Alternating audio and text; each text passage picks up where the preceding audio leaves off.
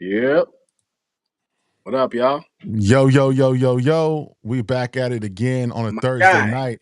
We got Servon, we got Leroy Green in the building. I am the man called RKY, aka Ron. Back on a Thursday. Y'all know what to do. Hit like and subscribe, comment, tell a friend, tell a friend.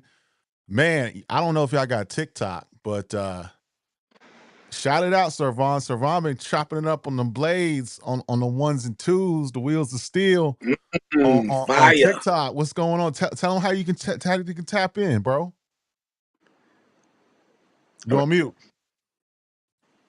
Yeah, I'm mute. Can't hear you. But I heard him. I heard my guy cooking though, man. I heard he was cooking out here. I said, okay, I gotta check him out, man. You know what I'm saying? What's up, poets and rhymes? We're gonna let folks come in for a little bit. But yeah, we got a great show for you tonight. We're gonna tap into a lot of different things tonight. We're gonna talk about Complex's Yeah. list of ATL's Atlanta's Mount Rushmore. You know, being someone who's spent a lot of time, grew up in Atlanta. I got a lot to say about that list and how I feel about it. Mhm. But we'll talk about that. We'll also talk about the Carter Six. Lil Wayne is giving some previews. Who's going to be on the album that comes out relatively soon? I think June. Also, he had a cover. The cover. He was on the cover of Rolling Stone. Had some interesting things to say. What else we got? Pray for Paris celebrates a 5-year anniversary. 5 years today in 2020. Pray for Paris. Westside Gunn came out, and today he made an announcement that Heels Have Eyes will drop at midnight. So we're gonna talk about that a little bit. Also on the periphery of hip hop, because this is rhymes and reasons. We like to talk about the periphery of hip hop. We want to talk about that Wallow comments a little bit. So we're gonna start it off.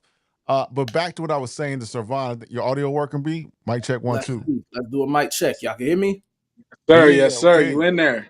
Tell All the right. people, Appreciate tell the y'all. people, tell the people how they pull up on you on this TikTok shit, man. Because you've been chopping the blades, bro. Yeah, I've been going hard like the last 4 nights, just back to back, just doing DJ sets on TikTok Live. You guys could check in with me at Jashad 904. That's JASHAAD 904. That's on TikTok Live on TikTok. You guys follow me. If you guys subscribe, you'll see notifications whenever I go live. I don't have set days where I do it. I'm just getting it in whenever I feel like it now. Just whenever I have the time and I feel Yeah. inspired to go do a set or whatever. I know the night before last it was crazy. It was stupid in there. But last night, I did something light, just all R&B and hip hop collabs. But the night beforehand, man, I just did 2000 southern hip hop, just all 2000s, and they just went Uh, stupid. Like they did Fire. them stupid in there. So No doubt, no doubt. Fire. I mean, hit hey, if y'all got requests, hit Servon on that Cash App, send them his way. We'll put the information in, chap in on TikTok. If you got any, I got a request. I want an ATL set. I want an ATL set. I want a dance hall set. So Servon, cook that up, bro. Cook that up, bro. A no limit cash money set will be fine too. But I don't, you got the ideas. I'm giving you my yeah, requests. Super joined the other day, man. I did a juvie set, man. The juvie set was crazy. I did a juvie cash Mm, money set. Yeah, okay. it was dope. Yeah, we had a good time in there, man. I started at 8. No, I started at 7 the night before last, and I was in there until like 11:30. Just going there. I just didn't feel like going no more, man. But yeah, it was dope. I Yeah, have fun over man. there. Over there. No TikTok. doubt. No doubt, no doubt. Fire. We're gonna put the information in the comments section so you guys can tap in on that fire on TikTok and stay tuned. We got more coming that way. But let's get the show started. We're gonna touch Mhm. briefly on this. We've been talking about this for the last 2 weeks. Last week it was rumors, but I think there's been some confirmations in the space from Mass Appeal that this is coming out. I mean, it was sort of confirmed last week, right? They did an IG announcement. You put two and two together, you kind of knew what was up. But it's been confirmed through Billboard. It's no longer rumor. It is indeed fact. You got West. You got. I'm sorry, I said West Side. You got Nas and Primo, Ghostface, Raekwon, De La Soul, Slick Rick, and Big L. They're coming back and they're gonna drop these albums, and I think it's gonna be dope, man. What say you, Leroy? Yeah, no, I think it's gonna be fire, man. We was on a Twitter space last night, so we're gonna try to work that out too, me and Mike. We was talking to some fans and they was excited, man. I'm excited right now. Y'all see he got the billboard up. We was talking about just the business, and that kind of ties into the wallow points later, but it's all business, right? Rappers are business, really. You know what I'm saying? So it all ties in. But people are excited, man. I know we're supposed to get what Slick Rick tomorrow. So I mean, that's to me a kid from the golden era, you know, that I'm excited by that. You know what I'm saying? Because that's who I was listening to as a kid. I'm listening to Slick Rick, you know what I mean? LL, Run DMC, all that stuff. You know what I mean? So I can't wait, man. And then after Slick Rick, of course, you got Raekwon, you got Ghostface Killer, which I mean, come on, man. Come on. I mean, so they gonna be dropping some stuff. I'm wishing Nas all the success on another thing as business too. Look around, right? It's like, where's the moguls at? You know what I mean? Where are the hip hop moguls at? So Nas is really the last guy standing. If I'm missing somebody, then pardon me. You know what I'm saying? But we gotta look around. You know what I'm saying? And Nas is like really like one of the last guys left. So I'm looking forward to it. And of course, come on now, Nas and Primo. Somebody one of the Nas fans brought up to my attention yesterday. That was like, "Yo, what if he does New York State of Mind Part 3?" I said, "Man, No, how you wait, think it wait. act?" No, time out, Leroy. No, I ain't gonna let you give the no. So, What? I said that 2 shows ago. You don't be listening to nothing I say, bro. Oh man, I well, my said that pardon on me, this pardon me. show that I think a New York State of Mind Part 3 would be dope. I said that, bro. Damn, uh, man.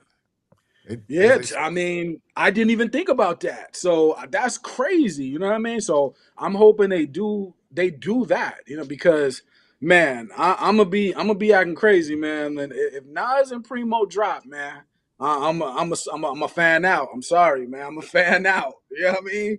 These guys is two of my favorites ever. So I'm excited, man. You know what I mean? I'm excited. Peace to everybody in the building. Mad Max, what up, my guy? You know what I mean? We doing it, man. No Poets and doubt, rhyme. no doubt. Yeah. Servano, you touched on this last show. Now that Yeah. it's been put on a billboard, it's confirmed. Any additional thoughts on that before we go to the next topic?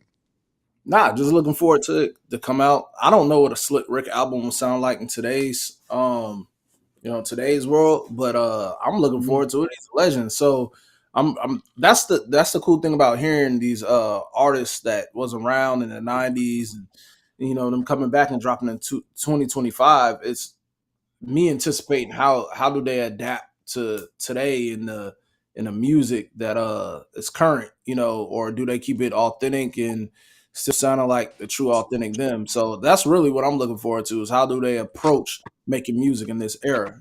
I seen LL do his thing, we seen MC Light do a thing, we seen Will Smith attempt to but Right. shout out to those men. Hey, It I wasn't like the Will album, man. Come on. it wasn't so good, Nah, nah, but nah. I want Let me say something, Servan. Now I don't know if this is true or not. And y'all touched on sales. I don't put too much stock in this sales in the digital era, but I Right. find it very hard to believe. It was reported on some. I think it was the what was it, Enemy magazine or Spin, said Will Okay. Smith sold 268 copies. Man, I just don't believe that. I I just seen don't. I seen that was UK sales. So I don't know. I've seen the same report that you're talking about, but I seen something today that said it was in UK sales. So I mean, honestly, it's been a week now. They should have first week sales out, right? So I mean, you can go to the legitimate Yeah. source for that, man. There's so much fake news out there, whatever. I don't know what to believe no more. And I wasn't even checking for it to sell like that in this era or whatever. But it's like it doesn't make or break Will solidified, man, just off I movies and tripping. Hollywood alone. But yeah, his attempt at doing that, I mean, I get where his heart is, or his heart was with making that album. It just I I couldn't get through the full thing. There was one record I did like on there. I think it's a record with Tiana Taylor. There's a record with Tiana Taylor he has on there Yeah, yeah, that yeah. Yep. You're that right. was kind of straight. But other than that, yeah, I couldn't get jiggy with the Will album. Couldn't get jiggy, man. Come on, man. You gotta get jiggy. But yeah, man, I like what LL did. Like I said, I felt like there was some disconnects on some of the beats and LL spitting, but overall the effort was very solid on that album with Q-Tip. And it made me anticipate a second, like a part two with them doing that again. And then I like what Missy did. I wasn't too big of a fan of the Ice Cube album, but I did like the production. There's some songs I like on there. Ultimately, I think it was a lot of songs on there. Too many. Um, It might be too many songs. I think that was a knock against him. And then Cube, man, he never updates his flow, so that was one of my other things too. But other than that, man, like I like hearing the legends come out, and I do want to see how it sounds in current day. So I'm looking forward to it. I don't have no hate on it at all. No doubt, no Yeah. doubt, no doubt. One thing though, man. One thing is like I for what he's right. Mr. Vaughn is right. If you're gonna try to update your formula, and Will, I don't think he's been rapping for many years, so I think it was kind Yeah. of new, getting back into the groove, right? But when it comes to certain people, right, Raekwon, even Slick Rick, Nas, I just want them to do them. You know what I mean? Now, if we want to throw a little bit of spice for the young generation, that's fine. But when it and for Primo, Primo, he's and Slick Rick. This may be their one of their last projects, and for Primo, this probably is his last huge project, right? I'm not really tripping on sales and stuff like that, but we were talking about promotion last time, and these things matter. It's not about one person. It's not about the money. Like I'm not saying Nas should promote because he's in need of money. It's not what I'm saying. I'm not saying he should promote because he's in need of fame. It's not what I'm saying. I'm saying hip hop in general, right, is at a point to where the excitement, we got to start kind of building up excitement again, in my opinion. And you have multiple big artists coming out. You have multiple guys returning to the game. You got underground staples returning to the game. Let's build up excitement around hip hop again. That's all. That's all. Let's make it exciting as we could make it, because there are diehard fans out there. There are people that live and die and breathe hip hop. Like we're talking about people that check every day for new hip hop. Like those people exist. So let's that's all. I just want to raise the bar of excitement. That's all. No doubt, no doubt, no doubt. So we're gonna get to our next topic. We're gonna talk about Lil Wayne, and I wanna say this before we get into the Lil Wayne topic. Let me pull up the thumbnail real quick. Rolling Stone. I got Lil Wayne in my top 10.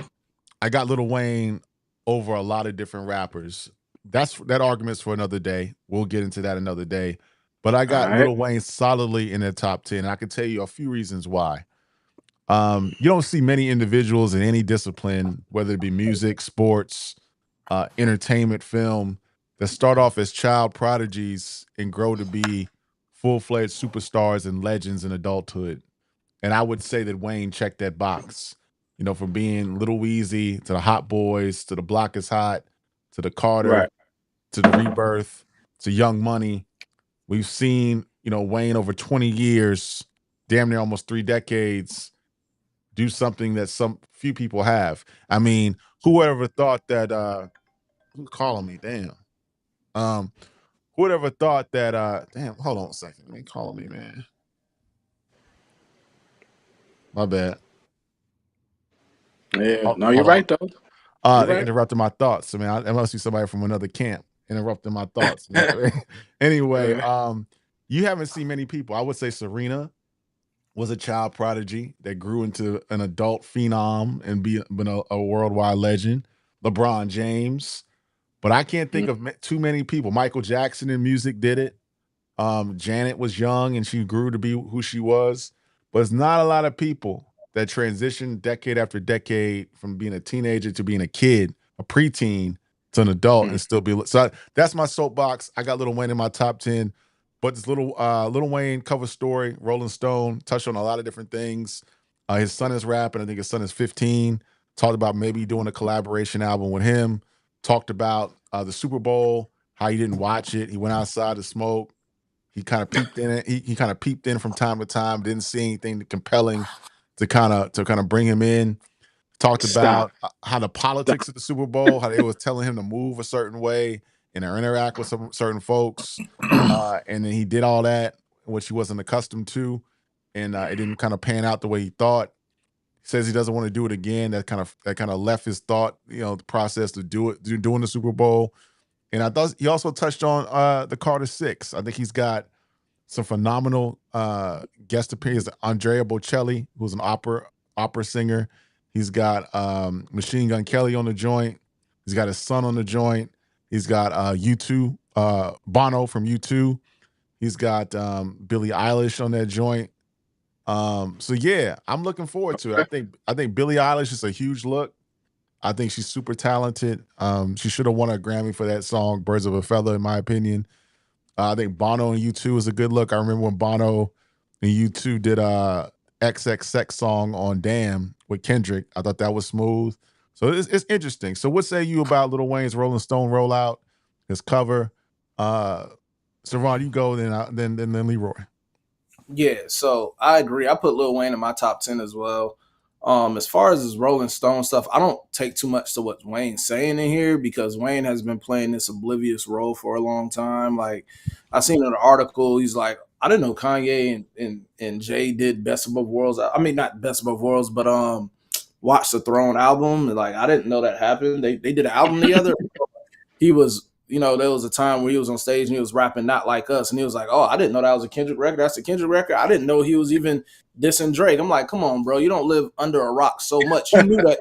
You knew enough about the Super Bowl stuff, but and other things, you didn't know about that. Or, he was on a record Sticky with, Tyler the Creator and Sexy Red, and he had been seen and taking a picture with Sexy Red, and he was like, act like he didn't know who Sexy Red was. I'm like, this oblivious thing. I don't know if it's the, whatever he's using or if he's just really playing it slow, but it's kind of like, this is old, bro. It's like, this shit's corny. But other than Wayne, the album, I hope the album is great. Because like I said, I feel like his last couple of solo albums were kind of stepped on. Because I really feel like the Carter 4 was a good album. I do think the Carter 4 was a good album, but I didn't like the last Carter and I didn't like the Funeral album. So I really hope this one is dope. It's interesting. The features. I do want to know what that Bono feature sound like and that Billie Eilish. One of the things that was glaring to me was not the features too much. Well, it was a feature, but the most glaring thing to me is he's working with Wyclef on some production on the album. So I'm interested in how that's production. Yeah, so I see that.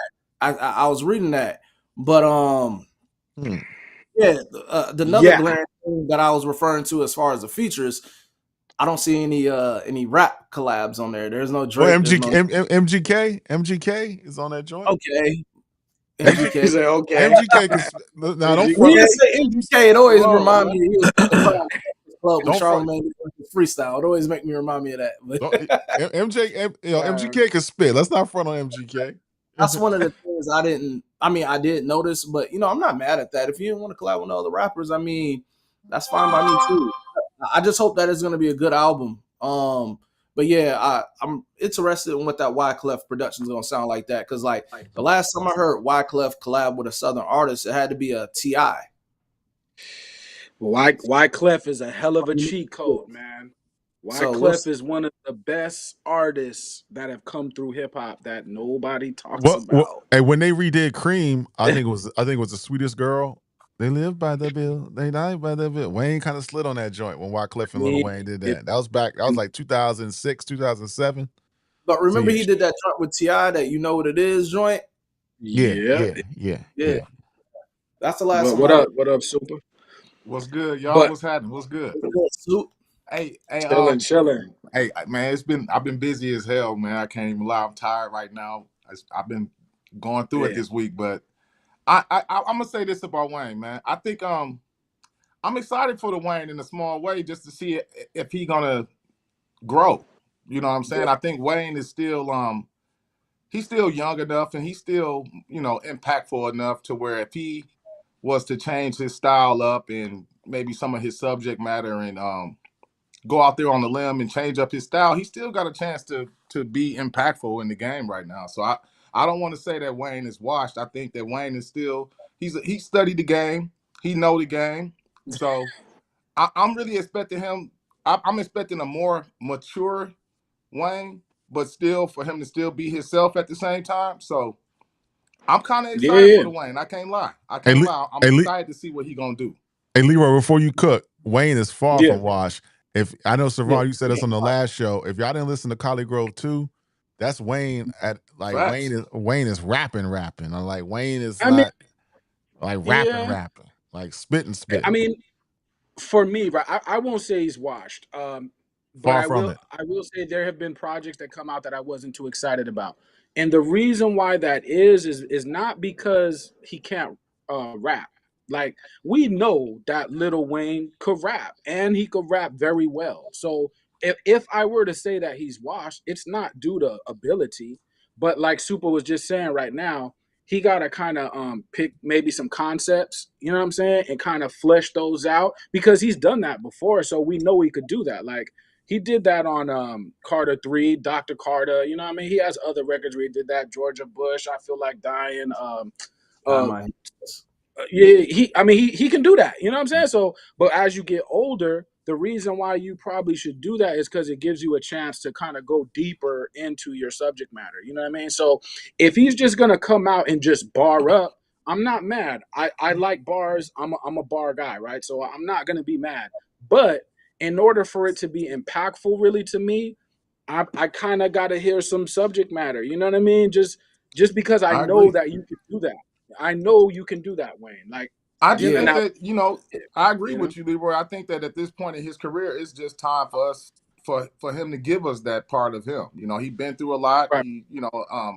From what we can see, it looks like he done laid off of the drugs. You know what I mean? Like I would like to see a little bit of a more introspective Wayne on this. I mean, it don't have to be corny. I think that he's skilled and he's talented and he has enough bravado and flash to do it in a tasteful way where it's not boring. But I will be expecting, some substance and some concepts, like you said, from Wayne on this album. I think it's about that time that he gives that to his fans. I mean, his fans are they close to 35 to 40 years old, his main fans. So, I think that he shouldn't be afraid to grow up. You know what I'm saying? So I that's what I'm expecting to see from Wayne. And I Yeah, think that if he does grow up, it can extend his career further than um than how Exactly. it's looking. right. So yeah. I just think if he continues to do what he did on pick up where he left off on Collie Grove 2, I think you'll hear that growth because again, audience, please go listen to that album on Spotify, Tidal, Amazon, whatever you got, and listen to That's Wayne true, but rap. that's two chains too, He's though. even yeah, because I mean, Two Chains brought a lot out of him, but I mean, they always make good Right. projects together. They got good chemistry, but Yeah. Wayne was in his bag on that joint, and I'm not even being a Wayne stan. I mean, it's for He could real. rap. Like, I we mean, know he could bar up. it So, surprised me how he approached those yeah. records on Collie Grove too, and I was like, well, damn. I mean, I thought he didn't have it like that no more, but it was really like that. You know what I mean? It really was. yeah, Right. I agree. I mean, what I look for from Wayne is not really growth as far as like how he moves as a rapper. It's more so the sound that he's on, because that was the problem for me on the last two albums. It sounded like you could tell those songs were made at an earlier time and he just threw them out because he had been like pushing that Nets Carter so much and it was stepped on with the stuff with him and Birdman so much he got it out. And then Funeral sound like it was a leftover of that, so it just sound real dated. So like I am curious on what the new Wayne sound is going to sound like. I agree with you guys. I do want him to have some introspective records, or for the bigger thing for me is just complete songs. You know what I'm saying? Just complete songs. And that was one of the Right. cool things about the Carter 3, and what made the Carter 3 such a great commercial success is he was making complete songs. Not even the ones that were for radio. There were really good songs still, like Tie My Hands, or how you mentioned Dr. Carter, or Mr. Carter, or like just the Mm-hmm. having a concept with it, and not just, I know people love to just hear a beat and hear that big switch and hear Wayne spit, and I still want to hear that. But like, yeah, you have something to kind of talk about a little bit now. And Wayne is not washed. I mean, he did his thing twice on the Corday album. I remember his collab with Rhapsody, he was spitting. Even on the Funeral album, I think it was a Funeral album, he had the joint Mona Lisa with Kendrick. Like, and then Collie Grove too. I spoke about that in the last show. Like, Wayne could still rap at a high level without having Right. all that, sing songy stuff in his voice. You can't understand him. Like, he still could rap. And I think people need to see that more, because I feel like they don't see that enough, that they feel like he fell off or he's washed or you can't understand what he's saying. No, Wayne could still rap. I can't lie though. I mean, with the Hot Boy reunion and the tour and everything that they've been doing, I would have been a little bit more excited to see a Hot Boy reunion release other than a Wayne solo project. And from what from what we're hearing, I mean, he don't have any features from the Hot Boys on there, so no Juvie feature, no BG feature. From what I've seen, I don't know if it's I don't know, but from what I've seen, I haven't seen anything like that. And I would be more excited for a Hot Boy reunion style album than I am for a Wayne solo project. But shout out to Wayne anyway. Yeah, so Mad Max, he just said what having bars means. So, and I know you kind of know what it means, Mad Max, but just in the context of Lil Wayne, it means like he's just barring up where it's not like a subject really. It's basically him saying that I'm cool and the rest of y'all is not as cool as me. Now let me break that down in as many rhymes as I can, and that's fine. Like because he does that great. Like even in his verse on the Nas project on Magic 3, he barred up. So that's just him speeding bars, which we know he can do. But as you mature into now it's Carter 6, so we got 5 out the way already. So it's like we want to see like an elevation. If not, that's cool. He can stay in his comfort zone, but Wayne is not in my top 10. He may be in my top 12 or 15, but in my top 10, and that's simply because a lot of artists in my top 10, I could point to specific songs to where the subject matter kind of holds for me. And that's the main difference. You know what I mean? So it's like, and he could talk about whatever. It doesn't matter to me. But, you know, we know the bars are going to be there. We know the energy is going to be there. I do like the Wyclef choice. Again, I haven't heard Wyclef in years. I don't know what he's got on the stove, right? But Wyclef has a lot of skill, and maybe he's been sitting on some fire beats that he hasn't, that nobody knows about. You know what I mean? So if that's the case, and Wayne got his hands on those, it might be. I wouldn't sleep on Wyclef. You know what I mean? Because he did some work in my era. You know what I mean? So we'll see how it goes, man. Well, I'm definitely gonna listen because I'm gonna have to review it. You know what I'm saying? Yeah, and So, then Sage, I was about to say I agree with Sage in the chat. I mean, Funeral did have bars on it, but like the songs were just off. The production, it was something like the production and him rapping. It just didn't seem so on point. He had a few songs that glared on there, like I mentioned Mona Lisa, and there was a few others on that album, but overall, it just sounded like it was some stuff that should have came out sooner than what it did. Like it just wasn't a good album to me. But that's the thing about those last two albums, like the Carter 5 and Funeral. Like you see flashes of what Wayne can do, but overall, it just seemed like this is what happens when his music was suppressed for so long, and the sound is developed within hip hop. And that's what I'm saying. I'm ready for this clean slate, new music, new sound. And I'm ready for him to actually kind of talk about something on a few records, and I'm ready to hear Wayne do Wayne too. So, I want it to be a successful album. I don't wish bad on it at all. I mean, if you really think about it too, I mean, he got a clear slate for all eyes to be on him. So if he come with a decent album, this could definitely be the return of Wayne, because like the hip hop schedule been dead. Nobody major to really even talk about, what I'm saying? So it's gonna be all eyes on Wayne, and hopefully he right, does deliver and he come through with an impactful album. You know what I mean? Like at this age, like I said, I mean, it's no disrespect to him for for the music that he has made. It's not always been for me, but you gotta respect Wayne, man. I mean, like you said, like everybody been saying. I mean, we've been watching Wayne. We watched Wayne grow up since he was at least 13 years old. So Yeah, I mean, like to yeah, it's just a hate fact. on Wayne is kind of ridiculous. Anyway, I mean, I don't think nobody can with a clear conscience say that Wayne is whack, or that he doesn't have a track that you like, or some bars or a slick line that you like. You know what I'm saying? So, I For mean, sure. like I said, I think I'm rooting for him just to come through, and he not in people's top tens and top fives and some people's goats for no reason. I would Yeah, just like for him to deliver and come through with this album properly. I don't know what the Wyclef. I don't know like what to even think about that at all. So I can't say I'm it's really excited or produced by him. I think he produces some joints on there. I don't think it's a fully produced Wyclef Okay, album. so it's not a No, full no, I don't produced. think it's Yeah, a Okay, full. I don't think I've seen that it's fully produced by Wyclef, but I've seen that Clef is doing some production on the album. To me, Wyclef is just like he's that guy, right? If you ever been to like the Jamaican club, the Caribbean club, the vibe in there is kind of different, but it's live though. You know what I mean? They like turning up crazy, and Wyclef he can do that. You know what I mean? Now if Wayne catches that and just raps his just bars up over that vibe, that creates something different. You know, so I don't know what Wyclef got cooking up, and also Wyclef is a good hook writer, and if he doesn't write the hook, he knows who to bring in to facilitate a good hook. Do you know what I'm saying? So it's yeah, like there are multiple things that Wyclef can do because he's very catchy if it comes to hook writing. Yo, So it's like the yeah, Billie Eilish record is going to be going clear. They probably wouldn't clear her if they didn't have a hot joint. You know what I'm saying? She ain't just going to be jumping yeah, on. man.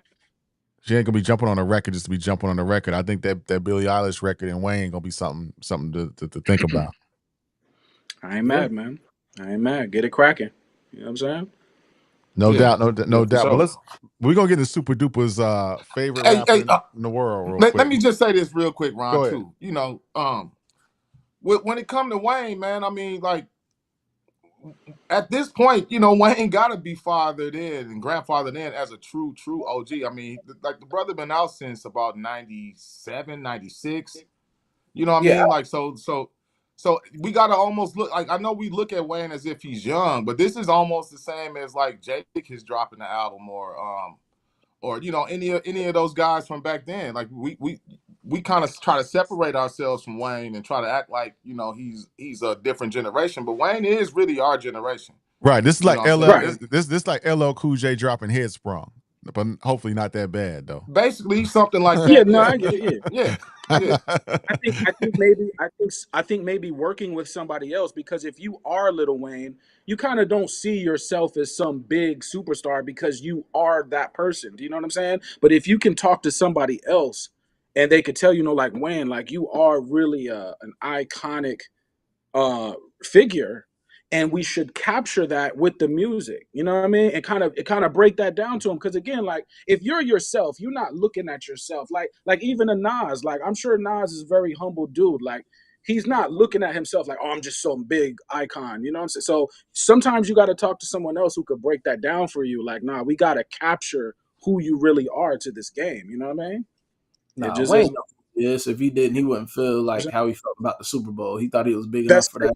That's You sure true. You know what I'm saying? Wayne know how But big Wayne, he come is and on, man, what he means really, to, you don't and what need it Ball is. Wayne. I hear you, but you didn't need. You don't. It's not. Right. It's not. It hurts you. You know what I'm saying? Come He can on. do CIAA and it'll be cool. You know what I'm saying? He can do Yeah, it don't hurt CIAA you, man. and You know what I'm saying? it'll be fine. It'll be fine. Let's go to It'll Super be Duper. good. Let's go to Super Duper's favorite rapper in the world. Celebrated an anniversary today. Westside Gun, Pray for Paris. Doo, 5 years ago, it dropped. What say doo, you? doo, doo, I doo, like doo. this joint. You got a Primo on, you got Tyler the Creator, you got Wale on that joint, you got French Toast, Sean versus Right. Flair, George Bondo. You know what I'm saying? This is where you get introduced, not really introduced, but some would say this is the Fly Guy's best album. You know what I'm saying? He's been chasing Pray for Paris for over the last 5 years. I thought 10 was dope. I think 10 can give Pray for Paris a run for his money. But 5 years ago, what y'all think about this album? Leroy, you Okay. like West Side so much, you start first, and then we'll go to Servan, and we'll give the best his biggest fan Super last. Go ahead, Y'all Leroy. can skip me Okay. because Good. I Good. listen to it. So Oh, yeah, Good. let's do it. I mean, it's an acquired taste, right? We're gonna talk about business later because some people they don't like they hate the sound of his voice, right? But that's okay. Like you go find your audience. You don't have to get everybody. And Melanie Fiona just said this recently in a Sway interview. She was like, I would rather have a small base and be comfortable in life than try to chase the whole world and be unhealthy.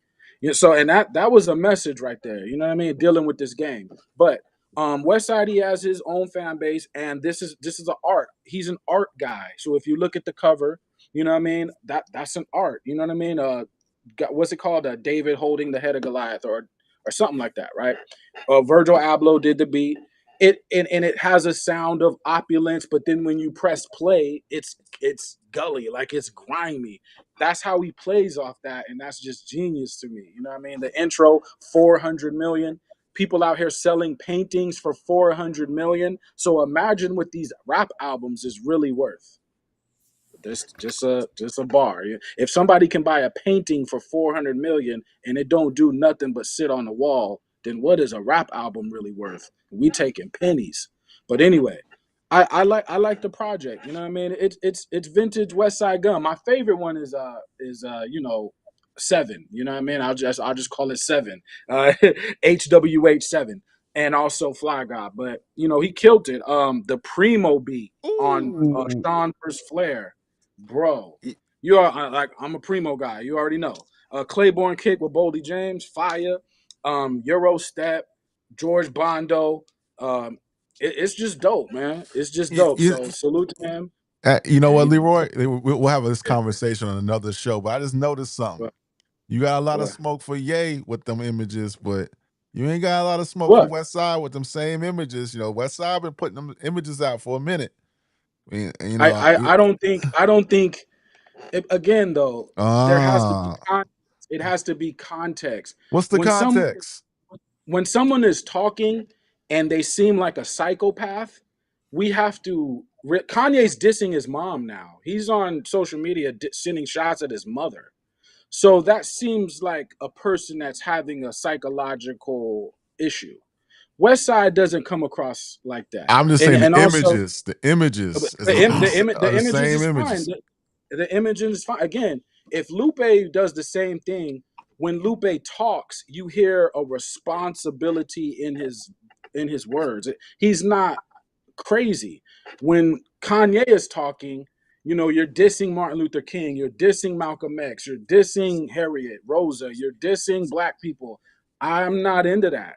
You know what I mean? I'm not I gonna diss Malcolm X, bro. Like I'm I just we're not gonna get into to that. we're gonna get to that on another show. But super, Yeah, we're gonna skip Servan because it's all good. It's all he good. didn't listen to Pray for Paris. Super, did you listen to Pray Yeah. for Paris? I know this is one of your favorite albums. You play back to back. What's your thoughts, bro? I mean, like this is a decent West Side Gun album, if we want to call it. I mean, I'm not gonna give him no smoke. You know what I'm saying? For his lack of rapping ability, in my opinion, I got to give it to him that he picked some fire ass album covers, regardless. So I mean, I'm like the album covers lure me in, and then I get disappointed when I hear the bar work. You know what I'm saying? So I mean, like I said, I can't go super ham on this because it might be a couple of tracks on this that I probably put on the playlist. I'm not gonna pretend that I'm a West Side Gun fan at all with them crazy bars that he be Doot, spitting. doot, doot, Uh, doot, doot, doot. uh, uh, set, barbecuing in a swimming pool, selling dope, Barbecue in a selling swimming dope pool. too. Like just the shit he be saying just be all over the place. So I don't want to go too ham on West Side Gun. I really don't. I don't. But I agree. I agree with you, Chris Hogan. I agree. We not having no Lil Wayne slander if people gonna be bigging up West Side Gun, bro. We I mean, bro, we if can't be West doing Side that. if West Side Gun is not that guy, I don't know who we're talking about now. Now, granted, we have the legends. West Side Gun done dropped like 30 albums back to back.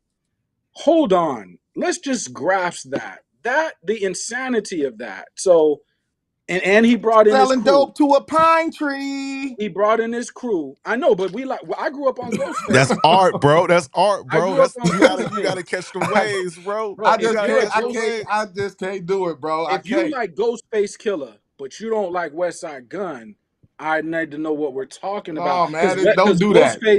Ghostface Leroy, used to please say don't the do most this. wildest, the wildest strawberry kiwi. He used to say some stuff that's like, and it was fire. But that's and also the production, Conductor, Derringer, Alchemist.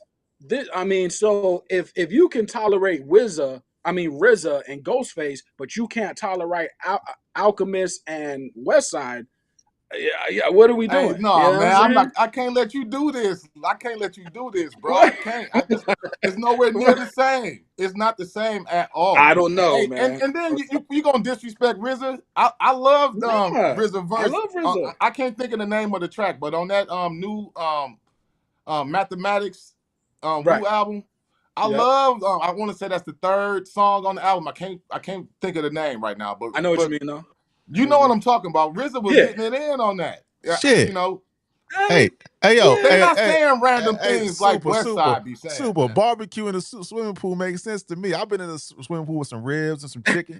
You know what I'm saying? On 4th of July, I did Man, that. That's the truth. Nah, but low key though, he is scheming in West Side's rhymes when he raps first. It don't sound like nothing. If you go back and there are little schemes there that he is saying something, and that is the same as Ghost too. If Ghost spits a verse at first, it's like, what is he talking about? Then you go back and there is a little bit of threading there. So I yeah, I just look at West Side like he just tried to say the most outlandish, craziest of things. And I mean, you know, I get it that I don't think that it's supposed to be taken serious. I get it that he, you know, I will give him respect it's for style. playing his character. He plays his character very well. He's a And that's why wrestler. I mean, It's a wrestler. It's like a yeah, wrestler. he's a Right, wrestler. right. He Exactly. WWE in this. You know what I mean? This is WWE to him. So he just talking fly, he talking shit on the microphone. You know what I mean? I get it. I do get it. But I mean, I can't get with the rhymes. I can't get with the songs, So really. You know what I'm tonight, saying? Like, tonight, Super has it queued up in his Spotify. The new oh, I'm West gonna Side, listen. the new West Side Gun album. You see the cover right here. Heels have eyes. Hey, that's fired up. What y'all expected? Mike hit me on the text and said he think it's gonna be fire. But what y'all think? What y'all Oh think the album man. gonna be like? Hey, the album cover alone is gonna give. I'm giving it a listen for the album cover alone. You know what I'm saying? Just like I did Sure. when he had Sid Vicious on the album cover. I mean, I listen. I'm gonna listen regardless. Just But it because he is makes, like, yeah. he gotta be the album cover king for the last five years right now. Come on, man. And it is like a wrestler character. Like a wrestler character is over the top when they talk, kind of exaggerating everything. And he does, he does that. You know what I'm saying? So it's more like I do take him serious, but I don't take it as serious as like if I'm listening to Nas, that's a different level of serious, or Lupe or Jay, or I don't take it that serious. But it's he's having a good, it's style over substance. And I think sometimes that's what I mean, not sometimes, but that's what I do enjoy about some Wu-Tang projects, Ghost, Ray, is because yeah, they are saying something, but a lot of time is spent with style. They're just expressing a style, and I rock with that. You know what I mean? So we gonna see. Another problem that I do have with Westside is the production. Like sometimes the production can be fire, but sometimes it can get extremely repetitive and like nerve wracking. And sometimes some of his tracks can just sound like it can sound like noise to me. Like Boom. Do, it can do, just do, do, sound do, like do, do, noise to do. me. You know, and then he making those voices. It's like you said. I mean, I'm not a big fan of his voice like that Right. either. You know what I'm saying? But like I said, I don't want to diss West Side. I always give his album a chance because the album covers is always fire, and you might still catch a good feature on there. You know what I mean? I don't listen to West Side for West Side. I just listen just to see what's gonna happen. You know what I'm saying? Sir Vaughn, will you be tomorrow in Duval County riding around bumping West Side Gun in your car? Will you be playing this album tomorrow in Nah, Boom, Duval? boom, boom. but that's not a diss to West Side, man. Just because I'm bumping I mean, I've said in plenty of other shows, I don't really listen to a lot of newer music in my car like that. I listen to a lot of older stuff. Like even when I've been DJing these last few nights, I haven't played anything too current at all. Right. And it's not like I don't be checking for certain stuff, but at this time, it's just like there are certain artists I look for, certain ones I don't normally look for, and I'll be like, I wonder what this sounds like, and go check it out. Westside Gun for me, it just wasn't it. That's just because I didn't like the last few projects I heard, man. It's I don't have anything bad to say about the man. It just wasn't for me. I didn't like the other records. No doubt, no doubt, no doubt. I didn't know this joint was dropping. I'm not gonna lie, I didn't know this he album just was dropping. he announced it on the 5th anniversary of Pray for Paris. He just put it on Twitter. and said Oh, okay. it's I coming mean, out. y'all got a lot of albums to choose from, though. For me, I got Blue, I got Mozzie, which I know about Mozzie, bro. West Side. I got you got Slick Rick, of course. You got Ron. You got your guy Sauce Walker. Um, like Sauce too. Super. You got your guy Too Short. You know what I'm saying? You got And so he got you a got movie some too. That's a movie. That's a documentary or a and movie or something like I that. think Yeah. yeah, I think what's the guy he's playing Too Short? Simba. I think Simba's playing Too Short in the movie. Wiz Khalifa, come on, that's my guy right there. So we got options tomorrow. We got options. Tomorrow's gonna be crazy. But this West Side Gun cover got me to thinking. Have a little fun topic real quick before we go to the ATL Mount Rushmore conversation. Um, Mm-hmm. favorite wrestlers, man. Favorite wrestlers, real quick. I got my top 5. I'm a wrestling guy. I grew up on Nitro. I grew up on Jim Crockett, like the regional wrestling, NWA wrestling. I grew up on that. When they used to play wrestling on ESPN, that's how far back I go with wrestling, man. But my top 5, real quick, I got this is very hard because I like a lot of people. I got Bret Hart number 5, the excellence of execution. I got number 4. Hell, I got to go with the Game. I got to go with Triple H. You know what I'm saying? We used to have the sledgehammer. He was laying folks out. The Game. I mean, He he was did all a right as a wrestler he was though. all right, but he had great promos though. He had Hey, great it's all right. promo It's all as a right. wrestler. But I got Bret Hart. I got the Game. Number 3, I'm gonna go Stone Cold. Now Stone Cold wasn't the best wrestler, but Stone Cold was just Stone It's all Cold. right. You know what I'm saying? Uh, The character, yeah. Number 2. It's just like again, this is a hard list. I'm gonna go Undertaker. Not the best wrestler, but I mean it was just He the was entertaining Undertaker. though. And he had a He lot was of in. big fights, you know what I'm saying? And then number Yeah, 1, I'm gonna go with Ric Flair. I'm gonna go with Ric Flair number 1. I That's met my yeah. Rick list. before, man. You I, can't I you can't I gotta agree. Ric Flair, man, that's number one for me. You know what I hey, mean? Ric, you can never be wrong with wherever you put Ric Flair on any list. He just gotta be on the list. flying, Gliding, limousine riding. Yeah. You know, like, hey, But Yeah. hey, Ric Flair, bro. before I let y'all cook, the best person that cut a promo though that did was Sid Vicious promos used to be crazy. Macho Man's promos used to be crazy. I was Scott just gonna Steiner, Man, say all those I dudes. don't man, hey, look, I go with my list since I'm talking, man. Well, yeah. I'm What's gonna your go now. Number 5 for me. Oh, you I said gotta 5? put Macho. I'm only gonna get 5. I'm going 5. I'm gonna go backwards. I gotta put Macho Man Randy Savage on my list, man. I used to love Macho Man. I love the way he wrestled, his matches, his promos, just the way his whole character, the way he dressed. oh Macho, yeah. I gotta put Macho Man number 5. Number 4, I'm gonna put Stone Cold as number 4 for me. Number 3, I gotta go with Shawn Michaels. Because he was undersized and he put on great performances.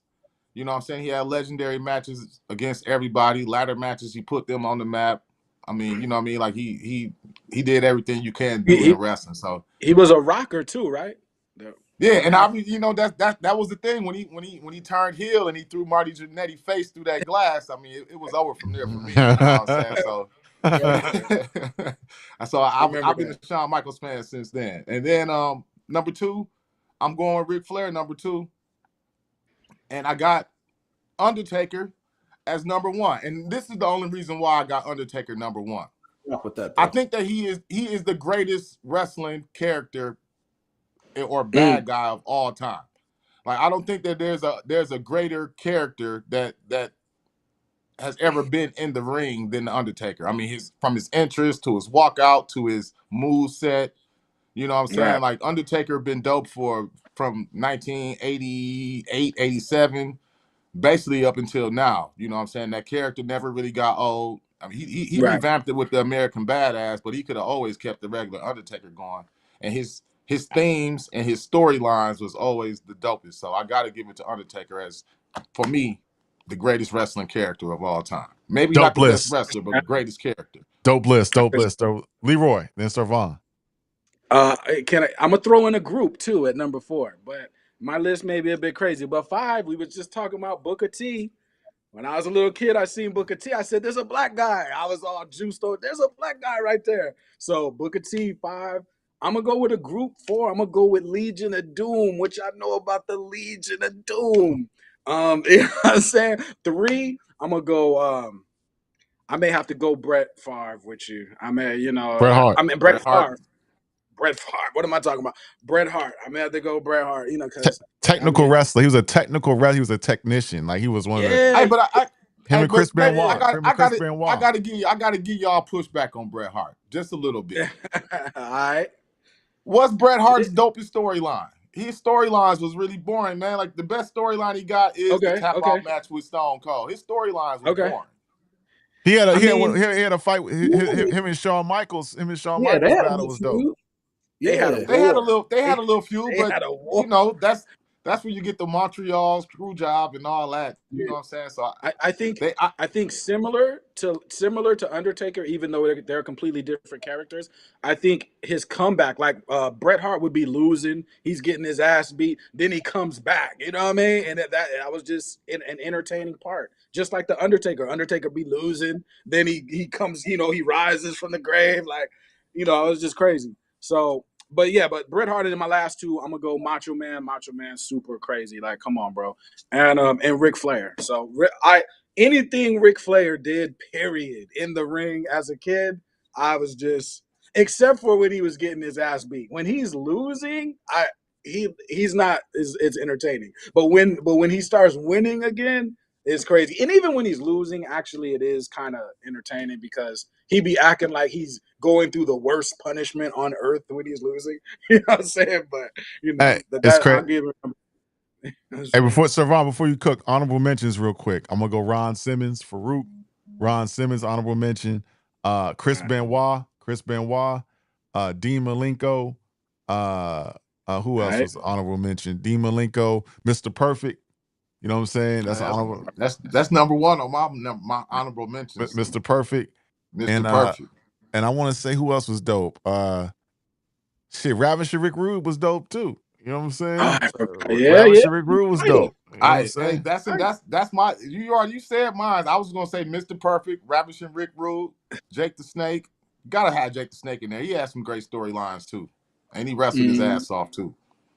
But yeah, Yeah, he's I agree with you. I agree with you on that, Ron. You could have took John Cena up out of there. I ain't even like seeing him in the picture next Yo, to him. he follow us on the court. legend now. No, he follow us on the court in hip hop. You know what I'm saying? So right. I show Okay. John Cena love. So I'm saying he be tapping in with us on Twitter. You know what I'm saying? So Well, shout out to John Okay. Cena.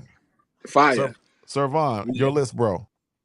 yeah. So this is a guy who like doesn't really get pulled into a lot of people's top 5s, but I'm an attitude era guy. So number 5 for me is Kane. I think Kane is like the top of the attitude era when it was really starting to take off. His character, they messed it up later on, but I'm saying he had a character that just with his presence, without him even saying anything, even when they used to have the little voice box to him, whatever, just it was menacing, man. Standing next to Undertaker and being that rival and then being partners off that, like the storyline for him, he was ushered in perfectly. So I'll say Kane number 5. Number 4, one of the best heels ever is Triple H. I mean, I hated Triple H as a kid. That's how good of a heel he was because like Right. they always had him winning. He was always a bad guy. Like he's probably one of the best heels ever, man. I got to give that to Triple H. And like that's fruit of Ric Flair's tree when he got into his technical bag and stuff like that. So yeah, man, Mm. Triple H number 4. Number 3 is the Undertaker. I agree with everything Soup said about the Undertaker. The longest running gimmick. Even when they switch it up to the American Badass, he could always come back and be the Phenom Yeah. again. And like, there's Right. so many times he could do it. He rides that character into the moonlight, man. It's just like, hey, man, Mm-hmm. like Undertaker is number 1 best gimmick ever, hands down.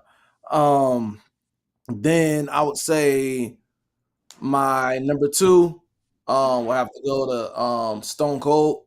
Stone Cold, man. Another attitude dude who helped carry the industry. At that time in the attitude era, there was these guys that carried the industry. And I'll say that once I get into my number 1. My number 1 is The Rock. And that's just for me, The Rock is like, I had to tune in every night just to see what the Rock was gonna say, what he's gonna do, because they had him lose a lot to Triple H and shit like that, or lose Yeah. Yeah. Coach. But it's just like, even with all his losses in those main events, you know, the Rock still, like, his character, the swag and everything, like Rock Character. brought energy. But yeah, these guys that I named in my top 5, like, that was the Attitude Era. They carried WWF. You know what I'm saying? Before it was WWE, they carried it when they was having the Monday Night Wars with WCW and the ratings was bad. These were the guys who put them over and made them like the best ever. My honorable mentions: Mick Foley, whether he's Cactus Jack or Mankind, a dude love. Hey, Mick Foley, when I seen him get thrown off that Hell in a Definitely. Cell, it was crazy. And then if you go back and watch even like his crazier matches at ECW, he's like one of the like most hardcore real wrestling guys. Like, Yeah. put his life on the line no matter what. Jim, You know what I'm Jim saying? Ross would be like, "Oh my God, Yeah, Mick Foley's returned to the cage. yeah, Oh my God, God damn it, yeah, oh my God." crazy. And then my other honorable mention, of course, is Shawn Michaels, man. Shawn Michaels, that guy, man, he's a character, man. No matter if it was back in that early golden age of wrestling until like when he came back in the 90s and even in the early 2000s, just like that character, Shawn Michaels is always entertaining. And then I'll have to throw this tag team in there, and it's the Hardy Boys, man. They're the reason why I broke beds trying to flip off head my Right. brother and stuff, and you know what I'm saying? Wild shit. Like, so yeah, the Hardy Boys, man, they that yeah, those are the guys, man. Even seeing Hey, them come back and wrestle now is dope. So yeah. hey, let me ask y'all, since we giving our top 5, I just want one. I just want one of these. Give me Right. y'all favorite wimpy dude. You know, how we used to call him the wimpy dudes, the dude that you knew was gonna lose every time he got in the ring, but he was all right. Oh, What's I'll let you know. Oh, Spike Dudley. Yeah, okay. That's a good one. Spike Dudley, man. I ain't seen nobody take as many bumps as Spike Dudley, man. If you see a compilation of what they used to do to Spike Dudley, it was crazy. Yeah. But Merciless. Huh? I always like to see him. I always like to see him, like, whenever he was wrestling, just to see what was gonna get done to him. But it was, yeah, Spike Dudley. Didn't Doink the Clown get his ass beat all the time? No, Doink used to be whooping Yeah. ass. Doink. Doink used to whoop ass. Some kind of sorry dude. That's Hey, crazy. my favorite wimpy dude, though, I gotta give it to the Brooklyn Brawler, man. I used to like the Brooklyn He Brawler. used to get his Okay. ass beat. I used to Okay. like the Yeah. Brooklyn Brawler. He used to get his ass beat though. I like I the mean, Brooklyn Brawler, and I like yeah. Iron Mike Shark. He's pat on his back. I like Iron Mike Shark, so shout out to them for sure. Yeah. I mean, I Oh, really can't think of like a wimpy guy right now. But like I said, even though I got him at number 1, Ric Flair, he used to get beat up a lot before he would come back and win. And just yeah, when he got beat up, it looked crazy. Honorable mention though, a controversial honorable mention though, which I still gotta respect it, even though I want to punch him in the mouth. I gotta give it to Hulk Hogan. Honorable mention. It's Hulk Hogan. that's Yeah, golden era. I mean, yeah, Yeah, you it's Hulk can't. I Hogan. mean, come on, you man. gotta give it to him. You know what Yeah, I'm saying? you can't hate on Hulk Hogan, man. It's Yeah, You Hulk yeah. know, Hogan. Rip he his didn't shirt. damage his brand, but he definitely Yeah. deeply rooted in our childhoods, man. You know, I Of think we all course. still got a little bit of love for Hogan if you Of, grew up during of that time. course. But But yeah, there was one more wimpy dude that you mentioned, and like, he was actually dope, but they made his character the wimpy dude, and that's Crash Holly. You know, Hardcore Holly's, it was supposed to be his Yeah. little cousin, Crash Holly. Yeah. Yeah, yeah. yeah. He was he was really Virgil. Virgil used to get his ass beat. Hey, all right, so Virgil, Virgil didn't get enough ass whoopings for real.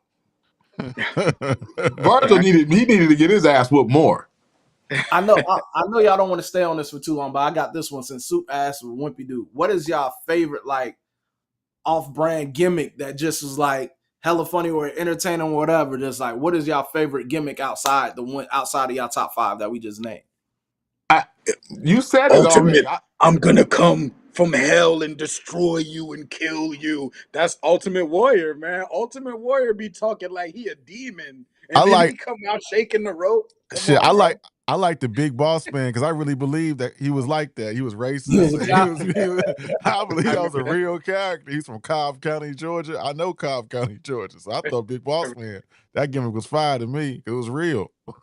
Yeah. Hey, for me, it got to be Doink the Clown and Gold Dust, man. I used to like Gold Dust. Oh, I Gold like Dust. Yeah, Gold Gold I used to Dust Dust like is was Gold hard, Dust. I man. used to like Gold Dust's chick. Gold Dust is hilarious. Marlena. Marlena was tight. She used to be with a Hey, gold dress. but Gold Damn. Dust can wrestle his ass off, and he had a nice move set too. So you know, what I'm saying Mhm. I used to like Gold Dust. I can't lie. I liked how he used to antagonize and be trolling and shit before trolling was trolling. Yeah, Right. yeah. All right, so I got a few. So The Godfather, I used to love that shit as a kid. He used to come out Well, and the had a whole chicks. JR, he comes to the ring, JR and King. Oh, he has his hoes. Like, Oh my God. Godfather, Oh my The God. Godfather. Val Venus. Val Oh Venus Hello. yeah, Hello, superstar. ladies. And Al Snow. He used to come out with the head Al mannequin. Hey, Snow with the hey, head. yeah. Al Yeah. Snow. Those my yeah, yeah. That shit was Crazy. crazy. That shit was crazy. Let me do the super chats real quick. We got damn super chats off damn wrestling. We ain't get no super chats off the rap talk shit. We need to do the whole wrestling show shit. Super chat number from the L Web. Number 1, The Rock. Number 2, Stone Cold. Number 3, Eddie Guerrero. He was dope. Number 4, Taker. Number 5, Chris Benoit. Chris Benoit was dope. He was very technical wrestler, so I like that pick. You know what I'm saying? He was one of my favorites to watch. Mad Max with super chat says number 1 is The Rock. Number 2 is Randy Orton. Number 3 is the Heartbreak Kid, Shawn Michaels. Number 4, Taker. Number 5, Stone Cold. All Uh, right. in my opinion, Jeff Hardy, the Hood's Heart. Yeah, you know what I'm saying? You Yeah, I Yeah, know? get Jeff it. Hardy was definitely dope. Yeah. Oh, it's He was Superfly definitely Jimmy dope. Snuka. Razor Yes. Ramon. Damn, y'all naming good ones. Bam Bam Yeah. Bigelow. Come on, man. All Mace them, Outlaw. man. All them. Nice. We might need to do a spinoff show to kind of talk all this wrestling, man. Call it I like the ring Jeff Jarrett. Jarrett was the cool too. the Hey, ring and the hey, rhyme or something. You know what I mean? hey, hip hop, wrestling, It basketball, all football. goes hand It's all in hand. it all Same go shit. together, man. It all really truly go together for real. You know, it's like wrestlers are characters, and rappers are wrestlers. To be honest with you, it go Right. hand in hand. It go hand in hand. No doubt, no doubt, no doubt. All right, so Complex put out a tweet the other day, as you can see it on the bottom of the screen, had the ATL Mount Rushmore, and this coincides with an article they put out maybe last year. They were the top 50 Atlanta rappers. Now, Mickey Fax retweeted this today. He said the big boy does not get respect. So as you can see here, you got Andre 3000 to the left, then you got Future, T.I., and Gucci Man. So as the only ATL resident on the panel today, the list is almost right. I don't really don't have a problem with the list. I mean, Me neither. You got Gucci Man, you got Guap. I mean, what can you say? I mean, Gucci been running this shit for like 15, 16 years on the underground with the mixtapes. I mean, Gucci Gucci, so as far as trap music goes, he's one of the architects of trap music. You can't talk about Atlanta and trap music without talking about Gucci, man. He had it for a long period of time. T.I., what can you say? The king of the South. Another person. The king of the That's the trap. real king of I the South mean, right there. as far as Ti had the whole thing. Ti had commercial ability, and he had the streets. That's like and then he had the underground too. I mean, back when you think Down with the King, back when he got out of jail back in 2007, six. I don't forget what year that was. When he came up Yep. with the Down with the King joint with DJ Drama, he had the streets. Then he started getting in this commercial bag. So you got to put Ti on this list. Then you got Future. Future had it. He's like the bridge, right? He's from the bridge from like the old school to the new school. Changed how a lot of how the sound of Atlanta is. I mean, he single-handedly changed how the clubs operate. You know, the sound of Atlanta, Future kind of dictated that, right? The mixtape game is crazy from Purple Rain to Dirty Sprite 2. Then him linking up with Drake uh, as a commercial act. I mean, he had the streets, he got the clubs, and he had that commercial appeal too. So I can't front on Future. And then many people have Andre 3000. Whether this narrative has changed with Andre over the maybe last 5 years. I don't know who led the charge. I'm not gonna call no names, but a lot of people had Andre 3000 as one of the best MCs of all time. So I ain't got no problem with this list. I mean, I ain't got no problem with it. Some say you put Jeezy on here. Some say what happened to Big Boy. Some say what happened to Luda. But I ain't got no problem with this. What say you, fellas? I got a I mean, problem with it. you got to. I'm gonna go because I'm not mad. Ti, I think, is probably number one. I'm a big Luda guy too, though, as far as total package artist. Who could do a little bit of everything. But everybody else, I'm not mad. Future, Andre 3000. I'm CeeLo might pissed. might be, but go ahead. I, I'm pissed. I'm pissed. Like I said, I agree. I agree with Gucci, Ti, and Future, but I just can't see like you said Mickey Fax said that. Yeah, Mickey I agree. Facts. I agree with Mickey Fax. Like you can't be. This shit is getting totally disrespectful. That we gonna make a Mount Rushmore and put this dude on there without a solo album. Like no, Yeah, like but no. they counting the Outcast work. You know what I No, mean? it's not enough. If you're gonna count the Outcast work, then They then you bet counting. then make that head smaller and make sure that it's a big boy head right there scrunched together. You know what I'm saying? Okay, Just make I can this. see that. You know what I'm saying? Like that. If you're gonna do that, it's no way that you can. It's not right to say a Mount Rushmore and put Andre on there without Big Boy. That's disrespectful. That's totally disrespectful. Like I wouldn't be mad if they took him off and put Luda up there. I I mean, even Jeezy. I mean, I wouldn't be mad at Jeezy being on there. I see people in the chat talking about Jeezy and Gucci. I think that people got to really realize how much Gucci really mean to Atlanta. I don't think that like people that's not from there or don't really know or ain't really around. If like, you don't travel there, you're not really involved or whatever. You might not understand it. You might not see it. You might look at Jeezy as more of a mainstream guy, but having the heart of Atlanta, It's that's Jeezy. definitely Gucci. Gucci. I'm Gucci. sorry. Gucci. I'm sorry. Gucci. Yeah, Yeah, Gucci you're right. is he is the heart of Atlanta. He is what I mean. He represents Atlanta to the fullest. So I can understand why anybody from Atlanta would definitely say like, no, we Jeezy got to go on this list, Gucci has to go on this list. But I Yeah, mean, the Andre 3000 thing, man, like I I mean, but let's keep it a stack though, guys. Let me push back a little bit, man. Y'all seen the list for a decade, 15 years before this narrative changed that he had no solo work. Many people were putting Andre 3000 in a top 10. They say he was the best I lyricist from Atlanta. I heard that. Being from Atlanta, I heard that. I I heard that. mean, I heard it. bro, you Put the Andre the up the there. the style, man. And In he in got Atlanta, bars. I'm telling you, as a resident of Atlanta, people were saying about 15, 10 years ago that Andre was that guy like that. They was waiting for him to come out with a feature. People held now it shifted when Big Boy started putting The, out his solo efforts and the Big Boy started flute. putting out that work. It kind of shifted, and people started giving Big Boy the respect that he deserves. But before that period, people held Andre to a very high regard in always Atlanta. been against it. I've been I against I that from the I, beginning. I can't It's I it's the can't same. really be against it though because I think he's like a Lauryn Hill type of character. Gucci is respected. I went to the Trap Museum, saw how much Gucci influenced. I don't know if Gucci used to drive a pink Cadillac or something, but apparently that was a thing too. But it's like you put Andre 3000 in the same room with these other rappers, it's gonna get different if it's about just rapping. So and that's just what it is. Like Andre is gonna bar these guys up, and that's even though he ain't got no solo work, we all know he gonna bar these dudes up. Yeah, but he Respectfully. ain't man. Like I said, he ain't really even barring up Big Boy like that for this argument. Like He I wouldn't not. have a problem with it. And he not. Big Boy should be on this. It should be Big Boy right next to Andre. I would have done it like that. I had 5 people up here. Big Boy deserves his respect because Big Boy is an architect of this city and also the sound of the city and put Atlanta. And it made for hip hop. You can't really tell the story of Atlanta hip hop without Big Boy, and plus he You continued right. after Outkast. So I wouldn't mind if they You put right. Big Boy right next to Andre. But again, the narrative that Andre wasn't thought of as one of the best in Atlanta, that's not true. You know what I'm saying? It's And just not true. it's actually super disrespectful to Ludacris too. For them to put Big Boy up there, it's like, I mean, what more do Ludacris got to do? If you look up any list of highest selling rap artists, Ludacris is still in like the top 10 of all time of highest selling rap artists in the history of hip hop. Like what more do he have to do Luda to was be crazy, respected? bro. You know what I'm Luda saying? was Like crazy. I get it that his music, it's not it's it's not the most traditional of hip hop, if Like you want to say that. traditional But South. Yeah.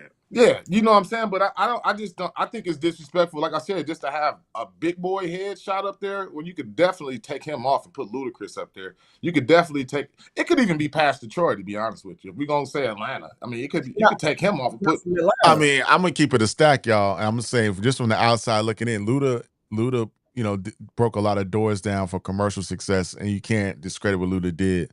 But down south in Atlanta, I mean, 2 Chainz's name is more widely respected in his hip hop shit than Luda at the current moment. That's just keeping it a Yeah, stack. Okay, at the because y'all looking current, at it with today's like eyes. in If the we're year looking at what 2000, Yeah, like we're when I look at my Mount Rushmore, I'm looking at who furthered it for Atlanta. You know what I'm saying? Like I said, you can't just put Andre 3000 up there. He doesn't have any solo work. Now, if you want to put Outkast up there, cool. But if we want to do a solo Mount Rushmore, I'm gonna go with Gucci. I'm gonna go with Ti. I'm gonna go with Ludacris, and I'm gonna go with Jeezy. You know what I'm saying? Like, yeah, I mean, Gucci. yeah, at I this get that. point though, at Ludacris, this Jeezy. point, don't you Savon, at this point, don't you think that Future deserved to be on there too? He But you deserves know to what? be on there. You, Yeah, you you want to know, know why? But that's New Day. That's New Day. The reason why I have to give it to Ti, Gucci, Ludacris, and Jeezy is because what lengths it took ATL to in a heyday. You know what I'm saying? Like Gucci had the streets. Gucci, out of all of these people, Gucci might just be the most influential out of anybody that we have named out of this list. All the younger artists, they're influenced by Gucci. You know what I'm saying? Like Gucci had the streets. You know what I'm saying? Like Gucci is probably the most influential out of this whole list here right now. Right. Number two, I would have to give it to Ti because, like it or not, Ti is who coined trap music. You know what I'm saying? Like, we have to give that to him. We have to give it to Jeezy because Jeezy picked it up and kept it moving. And I have to give right. it to Ludacris because he took Atlanta outside of Atlanta. You know what I'm saying? When they did Welcome to Atlanta and they did the remix, whatever, Ludacris was damn near like the ambassador of what it looks like to people outside of Atlanta. Yeah. Uh, and that's why I have to put those four on there. Yeah, later on, like I guess if you guys want to say if we do a new age or whatever, then yeah, you would have to go throw Future on there. You have to throw 2 Chainz on there. You would have to go throw, your 21 Savages or whatever on there. Respect the Future, but like when I'm looking at these guys, I'm looking at their impact and where they took it to the next game. Just what Gucci. The thing about the people that Gucci had under him before they went to other people. I mean, the Migos. Like there's other people like didn't he man, there was so many people that was once signed to Gucci or Gucci Code running with Gucci before they blew, man. Gucci's impact is crazy, man. Mike, what say you, sir? Oh my God, Mike, Mike in the building. you on mute? What's going on? How's He's a everybody doing? he's in an undisclosed location. Good, good. Hey, I'm in an undisclosed location for sure. All right, listen, man. That Mount Rushmore, the big boy disrespect is just out of hand, man. Yeah. Um, I mean, it just is, man. Like Andre don't deserve a spot on there alone.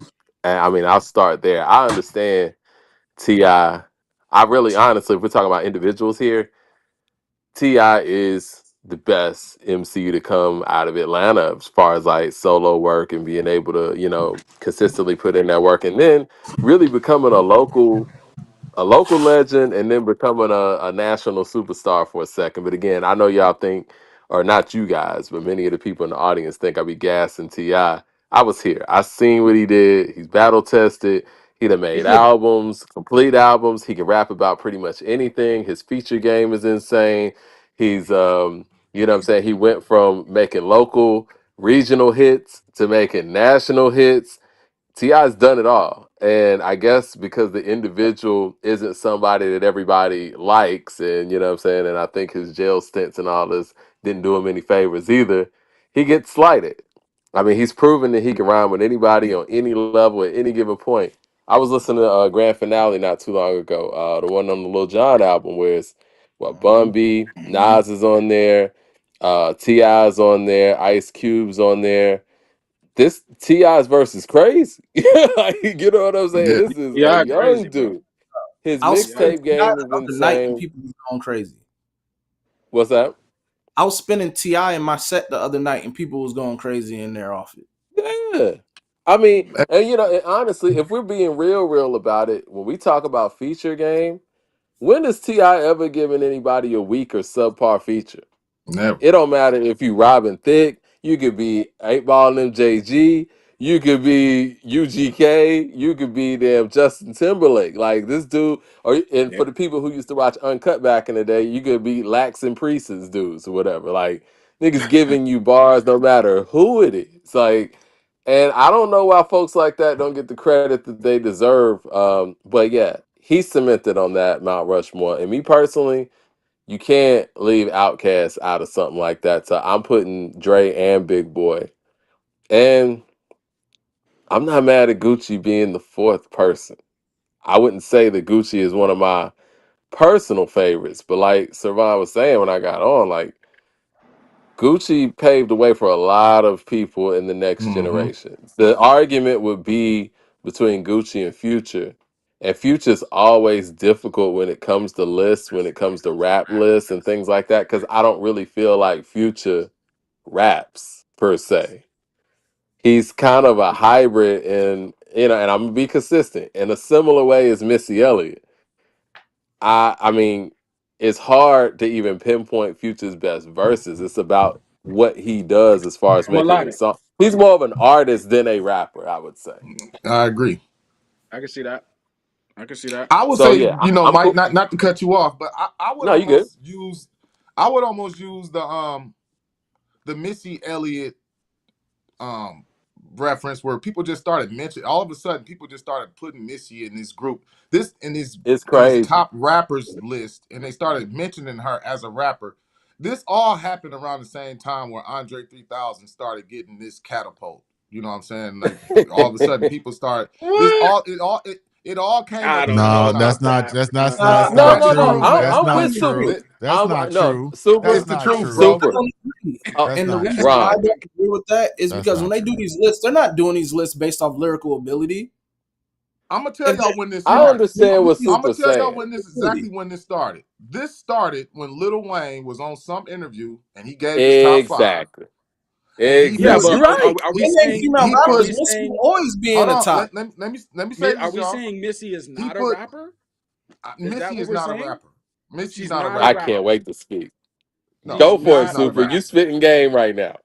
Oh, I mean, I think she's like CeeLo, meaning you could say CeeLo's not a rapper, but CeeLo's a rapper. Oh, you cannot say that. No, You you can't cannot say say that. that. Missy, You Missy can't say is that. You technically can't compare CeeLo and Missy. no, So the only Missy, are thing I'm y'all CeeLo's comparing are more. y'all trying to say No, Missy's no, not a I feel what rapper you're because saying. of no, lyrical but Mike, ability?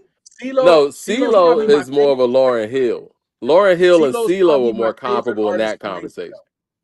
CeeLo's probably my favorite artist from ATL because he can sing. So Missy, But he can. she can sing, but is Missy rapping though? Technically, she is rapping. No, Technically, Missy's a Hey, she's rapper, listen, but rapping. the Leroy. majority of rappers Leroy, ain't. Leroy, we Right, heard your bars, man. You know Missy ain't spitting like that. I love Missy. We, So that's we what I don't like, you bro. That's what I don't I, like. Are y'all saying I'm she's just not a saying, rapper man. because are y'all saying she's not a rapper because y'all level what y'all look at her lyrical ability because she's rapping? I Right, never. I'm right. saying the reason why she's not a rapper to me is because I never thought of her as a rapper. I mean, I always looked at Missy Okay. as like a hybrid singer. You She's know, an most of her. artist. If we want to say Well, she's an I artist, but she's a rapper. I, But I we wanna I can't wanna clarify. Oh, title go away ahead. from her because you guys are talking about her lyrical ability. Right. This She's is a the rapper thing. that I want just to happens to clarify rap. this. And Ron can contest to this. Ron can attest to this. Excuse me. I mean, back in the day, and I still am a huge Missy fan. I used to forge these arguments about Missy being top, whatever, whatever. And this is why Right. Missy was in her prime, making the music that everybody's holding her high for. People used to laugh me out the room because they didn't view Missy as a rapper like that. Same thing with 3000. At high school, Right. 3000 was my favorite rapper. Nobody had him on these lists. I understand what Super's saying. This is new how they're propelling That's these not two true. individuals into these lists. no, It it's true. is. And you know, Because and I agree with I him. remember Eminem's Wayne I remember Eminem Wayne saying in is the 2000. I catalyst. remember Eminem saying back in the early 2000s, Eminem was Andre was the best Missy. rapper of all time. Eminem started this, and you're talking about on Till I Collapse, where he said Reggie, Jay-Z, Tupac, and Biggie, Andre from Outkast, Jada, Corrupt, Nas, and then me. That was the first time anybody actually singled out Andre. And yeah, I do know Eminem lyrics too. See, But I I gotta think disagree with that Wayne is the because I. person that really made another generation really look at Andre like this. Wayne was out there. They say I'm rapping like Big Dre and Tupac. Andre 3000. Where is there? He's putting them in these Right. conversations, and I agree with Super.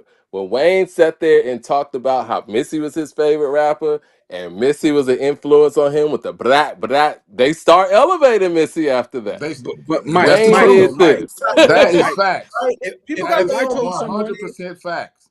That if is I told facts, someone y'all. People got Kendrick their own Lamar minds. There was a was time when Missy was one of the hottest, not the hottest female artists, but when she was one of the hottest artists doing the Period. thing at the time, bro. So if like that's what I'm saying. I can't just not say she's not a But rapper now. If you want to Savon, say lyricist, don't get me wrong. I'm not saying that Missy is whack at all. So don't. I'm not I saying that. love she, I'm Missy. just saying that I don't but think she's that not she's a rapping. rapper. I don't. But I, if I say what is if she I then? If play she's not a if I if the play majority of the I music can say she's doing Kendrick is her Lamar's not rapping, rapping. y'all I can spit say a Missy Kendrick bar. Lamar's not Just rapping. give me a Missy no, bar. that's what you guys are confusing. You are saying that she's not a rapper. If you want to say she's not a lyricist She's rapping. or MC of some sort, that's different. But a rapper, if the majority of her music is her rapping, she's a rapper. Is Two Fergie two rapping? things. Two things. In the Outcast era, people were zoning in on Andre 3000 because when they heard those Outcast albums, they heard something incredible from Andre. So yes, people held him high in the 90s. You know what I mean? Time out, With time out, time with out. I Missy, don't. I'm I'm gonna let you finish your just thought, but I'm gonna say with this from a Missy. local standpoint in Technically, Atlanta. Missy's We rapping. looked at both of them like that. Maybe nationally they Yeah, yeah. looked at it like I'm that. saying that. Here it Yeah. was an argument who your favorite Outcast But member Mike, was. It but Mike, wasn't like Mike. he was Tretch and Big Boy was Vinny. It was not like Yeah. that in Atlanta. I But can't speak for still, the rest of the nation. Big Boy was relatable. Andre was somebody who was an alien. So we looked at the I said alien I'm not because agreeing with Big this, Boy man. was 'Cause I relatable. don't remember. I don't remember But anybody. I've been an Outcast fan from the beginning. I never yeah, Yeah, remember people separating Big Boy and Andre the way that it all of a sudden started happening I after, like separated I them. said, I separated them. Wayne mentioned They him started as being separating in them his on the top love five. on the love below. That's when the separation started, man. That was 20 some No, it years ago, wasn't. No, man. It was, I man. separated but them on elevators. that's from I an separated them artist on elevators. standpoint. As a rapper, no, because As he a didn't rapper. rap on the Love Below. On elevators though, what is elevators? That's ATLians, right? When I looked at the cover, I'm just talking about visually, right? I'm just looking at visually. Big Boy is dressed like me, like a b-boy at the time, but Andre is dressed like something else. So I zoned into what Andre's doing just visually. That immediately made me make a separation. Then when I'm hearing the It- bars, Andre's rapping about outer space and time travel, and that went yeah, somewhere else. You know what I mean? So I looked at Andre a honestly, little bit different. yeah. You know? I related to Andre more, and you know what I'm saying. And Andre was my favorite, but when you look back at it and the process of how Outkast developed what they were developing, he was able to do that outer space stuff because Big Boy was the foundation of it. And I remember the talks here in Atlanta when they were releasing albums and changing their image and changing the themes. We always knew to rock with it because we knew that Big Boy wasn't gonna let Andre go too far on no weirdo shit. And he was Right. able to actually do that. He was able to be this alien y'all talk about because Big Boy sacrificed to keep things Southern playalistic. You know I what? think he was just being himself, man. He's just being himself. That's all, you know No, what I No, mean? that's I Like think cool. Sir But I Vaughn, I go, think don't though think Sir, it that Sir, would Sir have Vaughn, go I real don't think quick. it would have caught with people. Sir Vaughn, Go, go, go. Savannah, my bad. you guys talk you guys into a lot of walls. I noticed because I and the reason I'm gonna say this right. I agree that Andre 3000 shouldn't be on that Mount Rushmore, but I can't say I don't see why people don't have him in their top 5 or top whatever. And the reason being, I remember on a past show when we were talking about Mhm. Outkast and influence in the South or whatever, and you were saying how the appeal of Outkast went to East Coast and New York, and that reason being was because of Andre 3000 and how It was. his voice was compared to Big Boy. So if he was able to further to that where people in New York like them and people outside the region of the South like them, I don't see how you guys can't see how he can't be in anybody's top 5 or top 10. He can be because the separation, if he's on the Mount Rushmore or whatever, I get that because I'm not a person I'll put him up there either. But for you guys to say the reason why people look at him like that is because Wayne put or M or whatever. No, like people got minds of their own. You guys said it yourself. Man, this was not no conversation. No, listen, no. Why? Like you It guys said wasn't that when he started doing those solo features like DJ Walk It Out, he did the Millionaire song with Khalees. He started breaking throw some D's with a Rich Boy. He started breaking out and doing them verses. People was waiting for him to do a guest verse, and people but people had him in that category, and they did. I never listen, man. Outkast alone, people. I'm not gonna deny the fact that people might think as an artist that he's in their top without having outside influence, because you guys even said without your own mouths that he's the reason why Outkast as a group was able to go outside of Atlanta because his sound alone. Exactly. You guys said that with your own mouth. So with that influence and that ability, I don't see how y'all don't see he's in the top 10. Another thing about Missy, how y'all say she's not a rapper. Like I said, if you guys want to talk about her lyrical ability, I could understand that. But if you guys are saying she's not a rapper, what do you guys consider a Lauryn Hill? What do you guys consider a Drake? They're also Lauryn Hill actually rap able to sing, right? You can spit a Lauryn Hill bar. I don't know one. That's what I'm saying. You guys are saying she's not a rapper. You guys spit a bar. But that's the thing. You're saying a bar. You said out your own mouth, Cooper. We don't do that nerd shit when we talk about that. That's like saying nerd shit. It's not. This ain't no nerd shit. I'm just. That sound like some sarcastic. I know. I hear you. No, I'm saying. I'm just saying. Give me. I'm just saying. Give me a song where she's rapping. Give me a rap lyric. But I've never argued her MC lyrical ability. You're saying that she's not a rapper. She is a rapper. The majority of percentage of her music is rapping, just like the majority of percentage of Drake's music is rapping. Super. Like, if you go back to the 80s, right? If you go back to the 80s, right? If you go back to MC What was the majority of her music? Was it singing or was it rapping?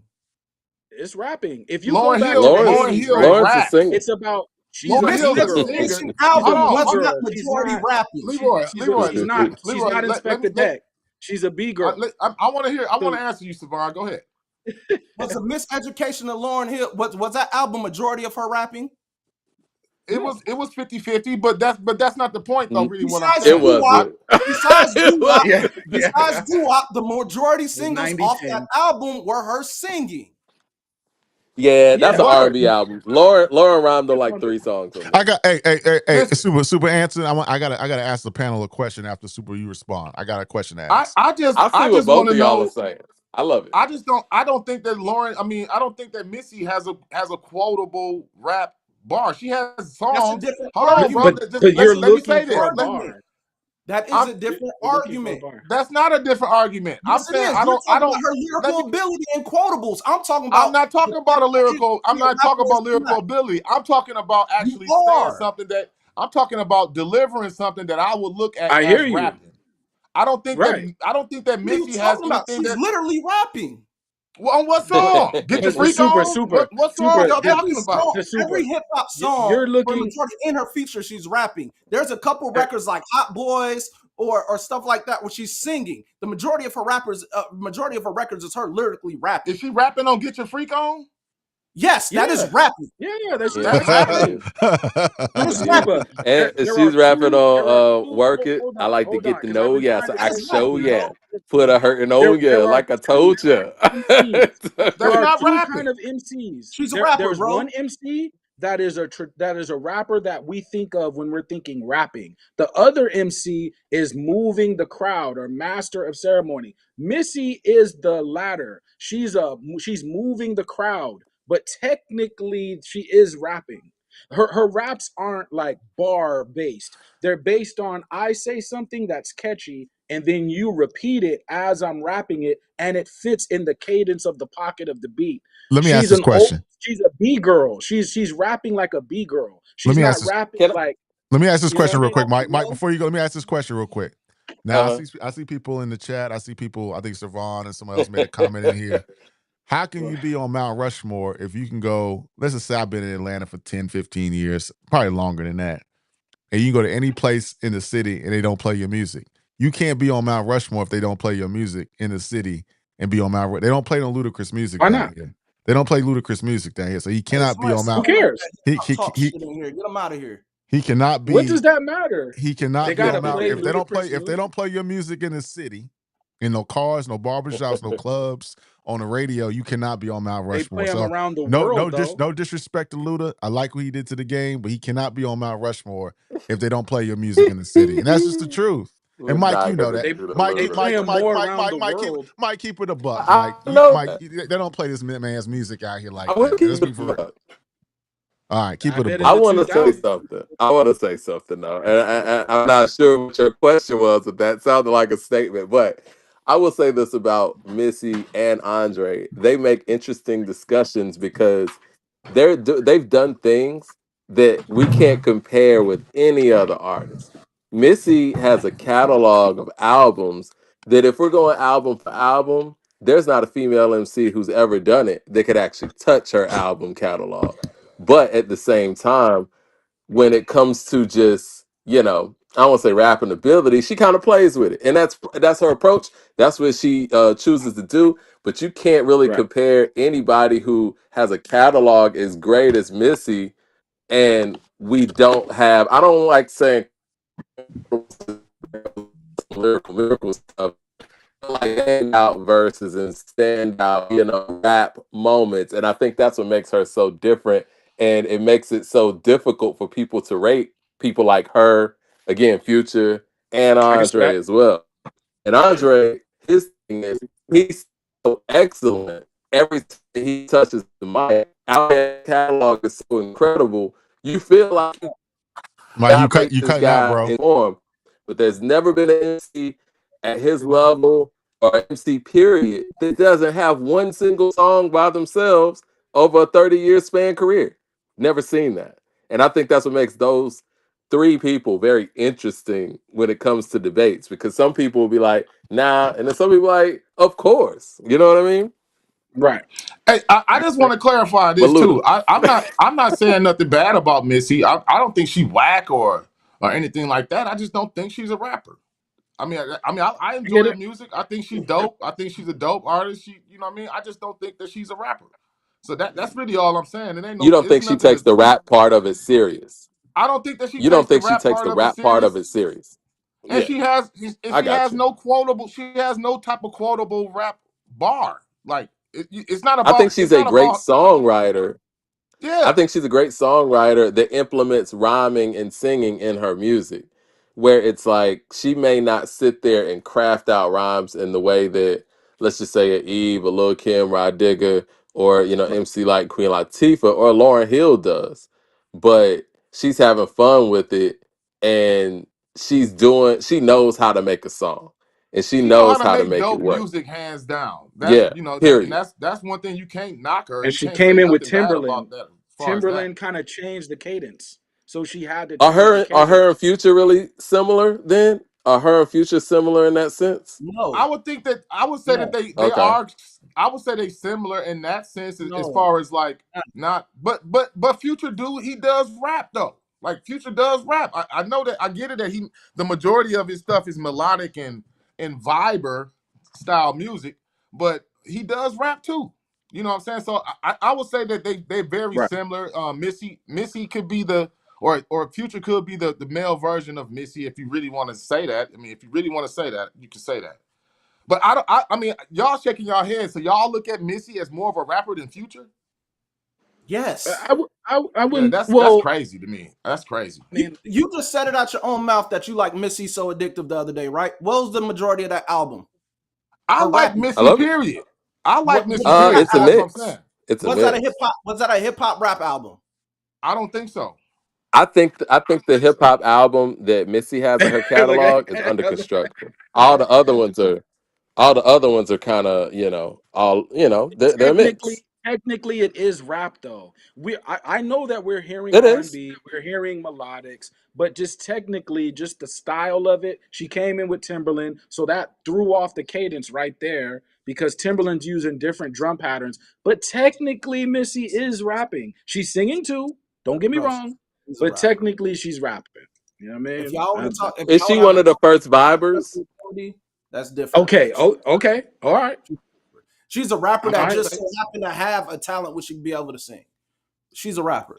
The Mm. majority of her music is rapping. I mean, I don't get what's the big push and why are we like what's the big like why are people mad that people don't look at Missy as a Because rapper? I don't get like it's not considers her, disrespecting her or nothing. because what considers her not a rapper? I mean, like I said, I think her delivery. I really just think it's just her So delivery is delivery what. qualifies if you're not a rapper or not. Yeah, I don't Yeah, look that's at her tough. Well, I delivery think this is as the thing. I don't And look at her delivery as rapping. I can see that, That's I, but I'm that's gonna just say it it. like technically, this. it's Maybe, rapping maybe though. this is where people are coming from with it. With somebody with such a catalog like hers, what would one say her standout rap appearance or is? Because she got a catalog, right? I can't Many say don't enough. really top this verse or whatever best verse. It's You breaking up, breaking man. up, Because Mike. if we do that, whoever I can do that. Mike, you breaking up, bro. It's breaking up. Jermaine I hear Johnson. everybody's Are you argument. guys hear me now? Jermaine Johnson with the super chat says the South got something to say. 3 stacks, 1995.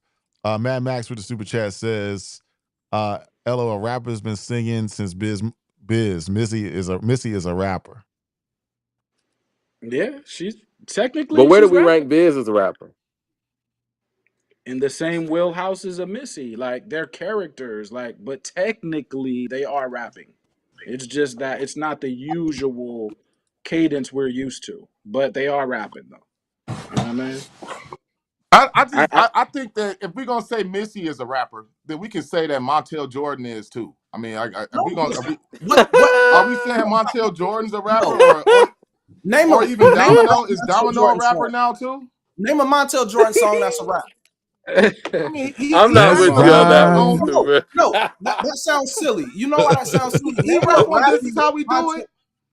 He had a This rap is a... verse, a rap bar. On He This How rap We on Do a It. lot of How many stuff. rap records do you know from Montel Jordan? He rap on a couple things, bro. Don't have me. No, I'll send you something after no. this. I He's can't. not a rap artist. He's a singer. He's a He singer, rap bro. though just as much. He's I not a mean, rapper. Nobody ever said Montel Jordan was a rapper. Like nobody. I never heard Nobody. nobody say Missy was the a first rapper I've though. ever I heard never of heard Hey, this. nobody say that. but Nobody ever said that. and Sounds silly, bro. when I think of female MCs, I think of Kim, I think of Foxy, I think of Eve, I think of Lady of Rage, Bahamadia, Remy Ma. Mia X. Right. It takes a long time for me to get down the list for Missy pops in my head as being as a dope MC, but she's a dope artist. But I Get never it? thought of her as on Yeah. MC like that. That's just me. You know what I'm saying? I just never thought of it like that. You know what I'm saying? I Yeah, thought she was a because dope artist. she's not rapping like that. She's not rapping to like That's all I'm draw really saying. attention. That's really all I'm She, saying. she's not drawing Y'all remember attention when to Missy... how dope she is as a rapper. She's drawing Now, attention to the catchy parts of the words. She's just trying to make things that are catchy, but technically that's rapping. Like do being y'all remember catchy. when Missy was It's all rhyming over technical. Triumph on that Funk Flex mixtape? Now, Oh I she was remember that. yeah, spitting over Triumph. yeah. She was spitting I on remember that that. joint. But she started singing she, though. She was she did. singing a lot You're of right. that. You know what I mean? But it's You're like right. that with her style, which makes her so dope, is again, I think she goes back to the traditional in the 80s, late 80s. It's about rocking the party. And I think You're right. that's where she wins at. She wins That's right who there. Missy is. Yeah, Missy is she's an rocking the 80s party. style MC, with Yeah, she's a singing beat was girl. prevalent You in know what I there. mean? Yeah. Yeah, you know, I like I that. can agree with She has that. her own style. She has her own flow. UTFO type of influence. What it is, but she's a rapper. Yeah. So Mike, is Correct. the Mount Rushmore correct from Complex? Is that correct? Nah. Again, Nah, you don't. you gotta put Big Boy in there, and you gotta take somebody out. Does Ludacris deserve a And spot on the Mount Rushmore? no, he doesn't. And I Okay. love To me, Ludacris, and I think I he think does. yeah. Ludacris is probably one of my. If I really look into it, just as far as the approach on the game, Ludacris could be one of my biggest influences or inspirations in his path and his approach, but I just don't feel like, I don't want to say he didn't do enough for the city because Do they he's in that short list. do But they there are play his people who music in did the more, city? and I was gonna say, his music didn't get played as much as certain people. There were movements that I remember that were very heavy in the city, and obviously Outkast and Goody Mob, that's on a whole different thing. I remember the Pastor Troy movement, I remember the Ti movement, I remember the Jeezy movement, and I remember the Gucci movement, even the Two Chains movement, and then we can go to Futures movement, Migos, all of that. When it comes to Luda, he he hit nationwide so quick, he didn't really have the opportunity to bubble in the city in the same way that some of the others did. I mean, it's incredible when you put a song like What's Your Fantasy on an independent album that you selling out the trunk. You done made a nationwide hit single off first try. You didn't even have to really do the underground stuff. 50,000 I, sold out the trunk. The whole first album was the It's underground. insane. I, The I, whole I, album blew up underground before it even hit the mainstream. I Well, gotta I mean, give it y'all some wasn't even. pushback against this Luda, man. Like I said, the Luda disrespect is crazy. Ludacris is the Atlanta Will Smith. I mean, Okay. he been in For LL J, he's the No, LL he bro. been Cool in J. movies. I He mean, No, we if you want to respect talk what Luda. about Will crossover, Smith. Luda get Yeah, I busy. mean, as far as being a crossover artist and Crossover. being in movies, I mean, he haven't done a TV show yet, but the movies, the art, the record sales, I think Crossover that he appeal. deserves the I mean, crossover appeal, we all of that. respect I mean, Luda. I think that Ludacris We respect he Ludacris, deserves Luda a but get his spot. notoriety out of that list. the DJs don't play his music. They just I don't. Yeah, mean, Bro, the but do they hold on, hold on. have to though? They have to Will play his music. Smith be on a Philly Mount Rushmore? Y'all come to Atlanta tonight. Y'all gonna hear Gucci. Y'all gonna hear Gucci. You're gonna hear everybody in the I mean, future. You're gonna hear Ludacris these people. sold You're like not hearing no tens of Luda millions music. of records. So do they? When you sell like tens of millions of records, do people have to play your music? I'm telling you, as an Because Atlanta resident, that's been tipped the to every scale. spot in Atlanta, they don't for the last 15 years, they don't play his music. I'm He telling you probably no, that. played it doesn't mean because that they he's played not his music in one important, year bro. more than they I didn't play say he other wasn't people's important. music I'm in just saying 20 they don't. The years. music, his music's not moving the people of Atlanta like What's that. your That's what point I'm of Yeah, saying. saying it that? did in It's What's your 2000. not point of move. saying that? If you were in His Atlanta in my 2000, point you is didn't his dance to music is What's Your not Fantasy? woven in the fabric of. Mike just made the statement. Outkast So had their no, movement. Migos, Atlanta wasn't Future, rocking with Ludacris Everybody is had me. a moment, Ludacris dog. first three. Everybody had a moment. When certain time goes by, it's gonna phase out. That you're gonna stop hearing certain artists. The reason why you can still hear Jeezy or the reason why you can still hear Gucci is because that trap sound is still going today. So it blends well. Even me as a DJ, Right. I could play some newer trap stuff with some of that old trap stuff, and it'll still blend well. That's the only Exactly. difference. So it doesn't sound like it's old or not. But to say like he doesn't deserve a place because it's not actively being played, a lot of your favorite artists that you guys could probably name are not being played like that. We did a Cash Yeah, Money and No Limit I thing. would. How many of them guys outside of Wayne are still Are being y'all played in the playing club? Nas all the time? But he's still let, going Are let me y'all play even crazy. playing devil's Gucci? advocate Are here. y'all even Come playing on, Gucci man. right now? To be honest with you, what's Well, the last that could Gucci be that's that been? could be fair. And that's Let, regional. let, It's based on where you at too. Because here in Jacksonville, they're still playing Plies, Jeezy, Gucci, and all that in the yeah. club. You know what I'm saying? Webby. You know what I'm saying? It just depends where you at. Movement, get out the Let way. me Get ask a out the question. way, Let Man, bitch. me Come ask a on. I'm question. Let me ask a question y'all because tripping, man. does Jermaine Dupri deserve a spot? Because I will give Ludacris this. He didn't make music for the city because he wasn't trying to make music for the city. He was trying to make music that was nationally accepted. And at the time, we didn't have any national solo rap stars out of Atlanta. So the fact that he didn't make local music in that way was actually a good thing for the city. Now, granted, Ron Right. is right. The city around his time was playing more so Big You know what I'm saying? Baby D was popping around that time when Luda went nationwide and all that stuff. It was Baby D, Big Pastor Troy still. You know, that's what 2000, 2001 looked like in Atlanta when you went out to the clubs. But what Luda was doing was creating a pathway for Jeezy to get on in the way that he did. Same thing with T.I. He created a lane for T.I. to go out there and do what he did. So, I mean, I could see him getting a spot for that level of impact. But when you look at that Mount Rushmore with him on it, and somebody who's in Atlanta and remembers all the individual movements and how big they were in the city, it does stick out like a sore thumb. Yeah, but another Exactly. thing that It's an has to stick interesting out, thing. another thing that has to stick out, he's the biggest rapper on that list out of all of them. Is he I not? agree. He's bigger than Outkast. Yeah, I guess Ludacris. I'm He is biased. the biggest rapper out of all of them. He Yeah, bigger. Maybe pretty much. except for Andre, but I would say that he probably sold I more mean, albums than he probably hey, sold more let's albums talk than about the T.I. and Gucci music. put together. Let's talk He about the music, man. I mean, come Let's on, talk y'all. I about it. can't disagree with that though. I can't Ron's Let's Y'all not talk a disagree with about it it, Ludacris as fan. far as the music bro. side. I'm just Bro, saying, word of I mouth. travel the country. I If never you hear this hear man's music. back for the Where is the first music? time, I'll be in Florida. I'll be in Texas. I'll be in California, New York, Chicago, DC. but I don't hear no Ludacris Ron, songs. you don't have to It's No, hear his music. I It agree. don't I hear matter. LL. I hear LL. It I hear doesn't have to everybody. do All It don't anything, bro. matter. it's about the music. As do Hey, but everything. man, like I said, hey Ron, you can say the same thing about T.I., man. People don't really listen to T.I. like that either. Exactly.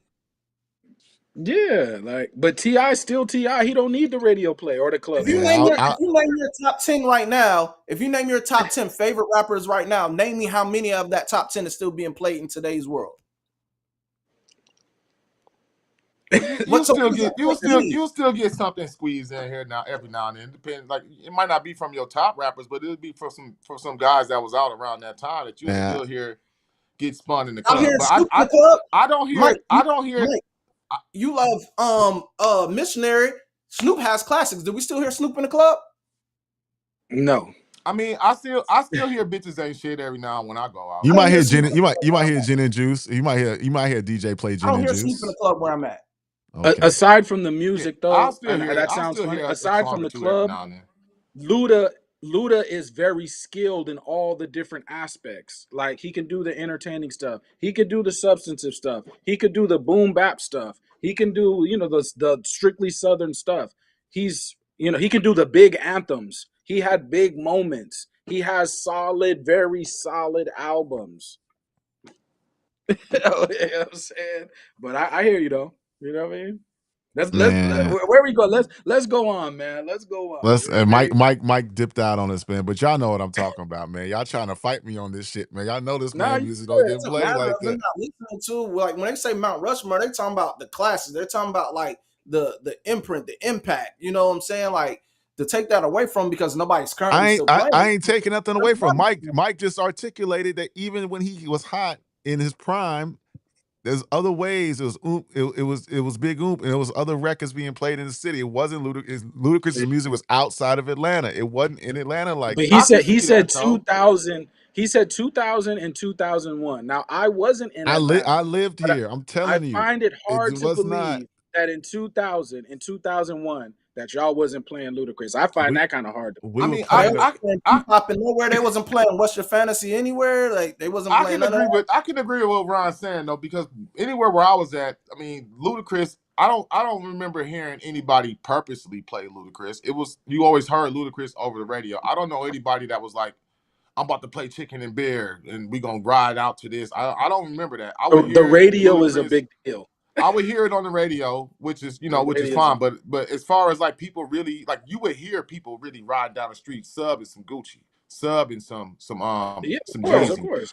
subbing Outside, some Ti. I really right? didn't hear. I didn't really hear Ludacris music outside like that, outside of the radio.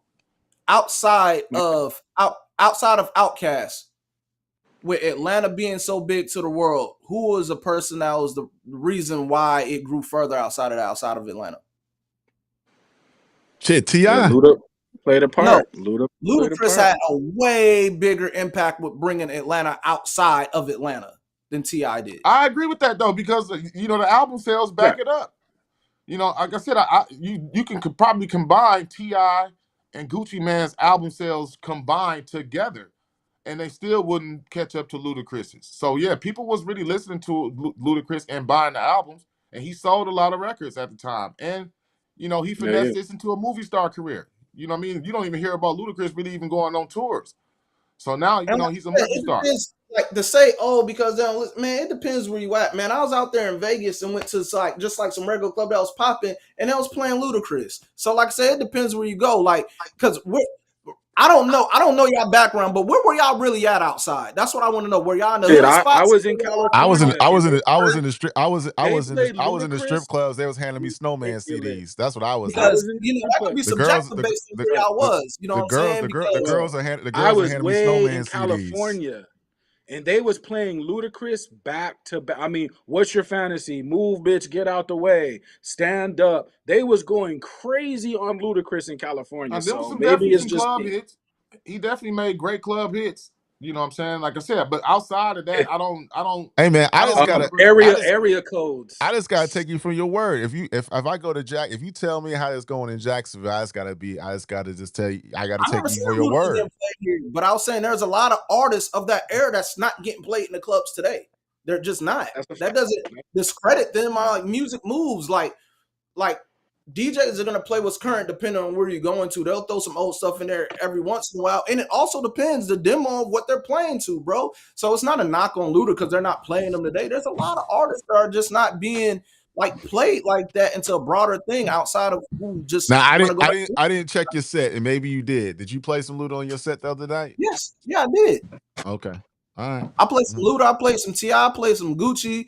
I played a lot of people. It was Hey, all the shout out to you for it was that too, all Siobhan. 2007 stuff. Hey, y'all gotta support Siobhan on that, man, on that Instagram. That shit was jumping, man. He had You know, he appreciate set it. the move for me, man, and Eh, it was good to see you put in work, man. It was a lot of people in there. It was like a party online. You know, I was parking lot pimping, catching numbers. You know what I'm saying? It was a good time, man. You definitely showed out, man. It was definitely a good time. I missed yesterday's, but yeah, I am. definitely Yeah, y'all yes, check that out. Y'all check him out. I no kept it doubt, light, but yes. no doubt. But that was an interesting conversation. Again, I think you could put Big Boy right next to Andre. I think a lot of people, to people's point, that Yeah. Big Boy doesn't get a lot of credit that he deserves. I think you can't tell the story of Atlanta without telling the story of Big Boy. But I got no problem with Gucci being on the Mount Rushmore. I got no problem with Future, and I damn sure ain't got no problem with Ti. So it is what it is, man. I would I ain't almost mad. look at it like if this was like a New York list, right?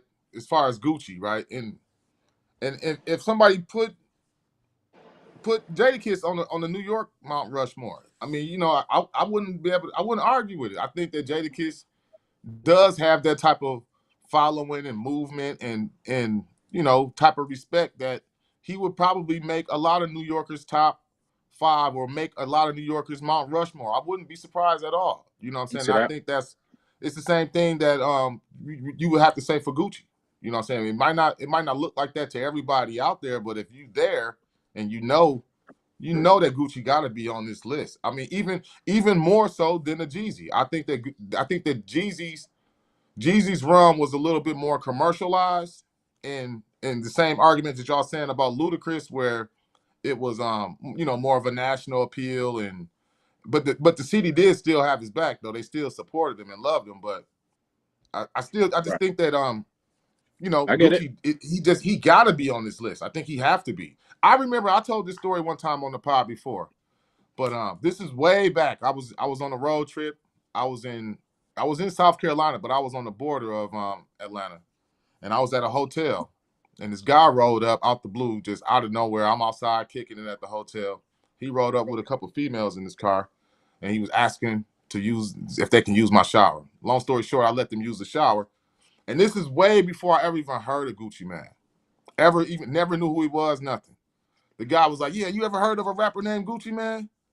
And I'm like, no, I never heard of him. Who was that? He's like, yeah, he's a rapper out of Atlanta, blah, blah, blah, blah, blah. He just stole 3 bricks from me. That was the story. That was my introduction to Gucci Man right there. Like I didn't Right, know right. nothing about him, never heard a song, nothing. That was the first time I ever No, heard. And God bless the I day my guy believe it. Johnny was there with me. You know what I'm saying? I That was the believe first it. time I ever even heard of him. When I went to the Trap Museum in Atlanta last year, all the stuff that I saw in the Trap Museum that relates to Gucci Man, it just made me realize, okay, you know, it was like there's a bunch of Trap Museum memorabilia from Gucci Man. You know what I'm saying? So, you know, it is what it is. No doubt. Matt Max with the super chat says, laughing my ass off, Luda's the only global rapper you have. That's not true. Andre 3000's global. I mean, Little John. Little John Lil was Jon big for a went little out. bit. He Man, was y'all global. stop it, man. Ludacris is the But only real global one. He's a No. superstar, man. He's a movie superstar. He's been a Yeah, yeah, part of one of the yeah, I but heard most that. global successful as an franchises artist, out yeah, there. Lil Jon is global too, just because what he do in EDM and all that. But yeah, you're right. As a hip hop artist, Yeah, Luda. yeah, Andre is global Ron as don't want well. to accept it. No, I Okay. like Luda, man. I ain't. There's no disrespect. I know a lot of people in his camp, so there's no disrespect. I'm just keeping it a buck of what I saw living in Atlanta, going to the clubs, Yeah, talking to the DJs, and hearing it with my own 2 ears and experiencing those yeah, because waves of but you're in Jeezy. Atlanta though. Yeah, and I'm just That telling you what the so you're movements not were. outside. From the outside looking in, it may appear to be what it is, but actually living it, being in the club, and you getting Snowman CDs before Jeezy even popped off like that, and just knowing how Jeezy bubbled up and just broke through and that wave, you know what I'm saying, or that Migos wave or that Future run, it's just a little different, you know what I'm saying? But Mad Master Super Chat says, Luda slide up here. We'll take you to the nice for ATL. Okay, I don't know what that means, but it is with Mike. You back, bro? I'm back, man. In the middle of the conversation, my phone died, and I heard Savon saying something about missionary. Yeah, he Pause. said how And whack he Snoop was saying Dogg. he was saying how whack it was, and I heard his show the other night, man. I think you finally came to your senses that people wasn't really feeling that joint like that. Yeah, it is what it is, man. You gotta listen to the people. But again, if there's any blame for the disconnect with missionary, it's all on Dr. Dre. But what Um, people are we Yeah. listening to? Like, who are we? We listen to people on the internet. I hate to say it, but the internet is only part of the street. It Shit, we ain't the on the street. internet. We on the If internet now. I know No, if Dr. Dre and Snoop that's Dogg right. went outside and said we're going on tour right now, I guarantee you them tickets is getting sold. I And they can said say say this some in we're the old just gonna chat. stuff. do we're just gonna I do said this in the missionary. chat. I said this in the chat the other day. Like I think Missionary is a decent album, but I think the production is corny. I think that It's it's glossy. sonically I think It's it's glossy. sonically no, it's not just glossy, it's corny. I think a lot of the tracks sound it just doesn't have that Snoop and Dre edge that it should have to it. It doesn't have like that funk sound. It don't got none of that. And I get it they were trying to do something different. But just because it's Snoop and Dre and just the way that it just sounds kind of corny. And I get why people don't really like it. But I don't know what's corny. The glossiness of it I could see, but Snoop is like grandpa now. Like he's not trying to be cool no more. He's about to drop a gospel album, which his gospel music is very good, by the way.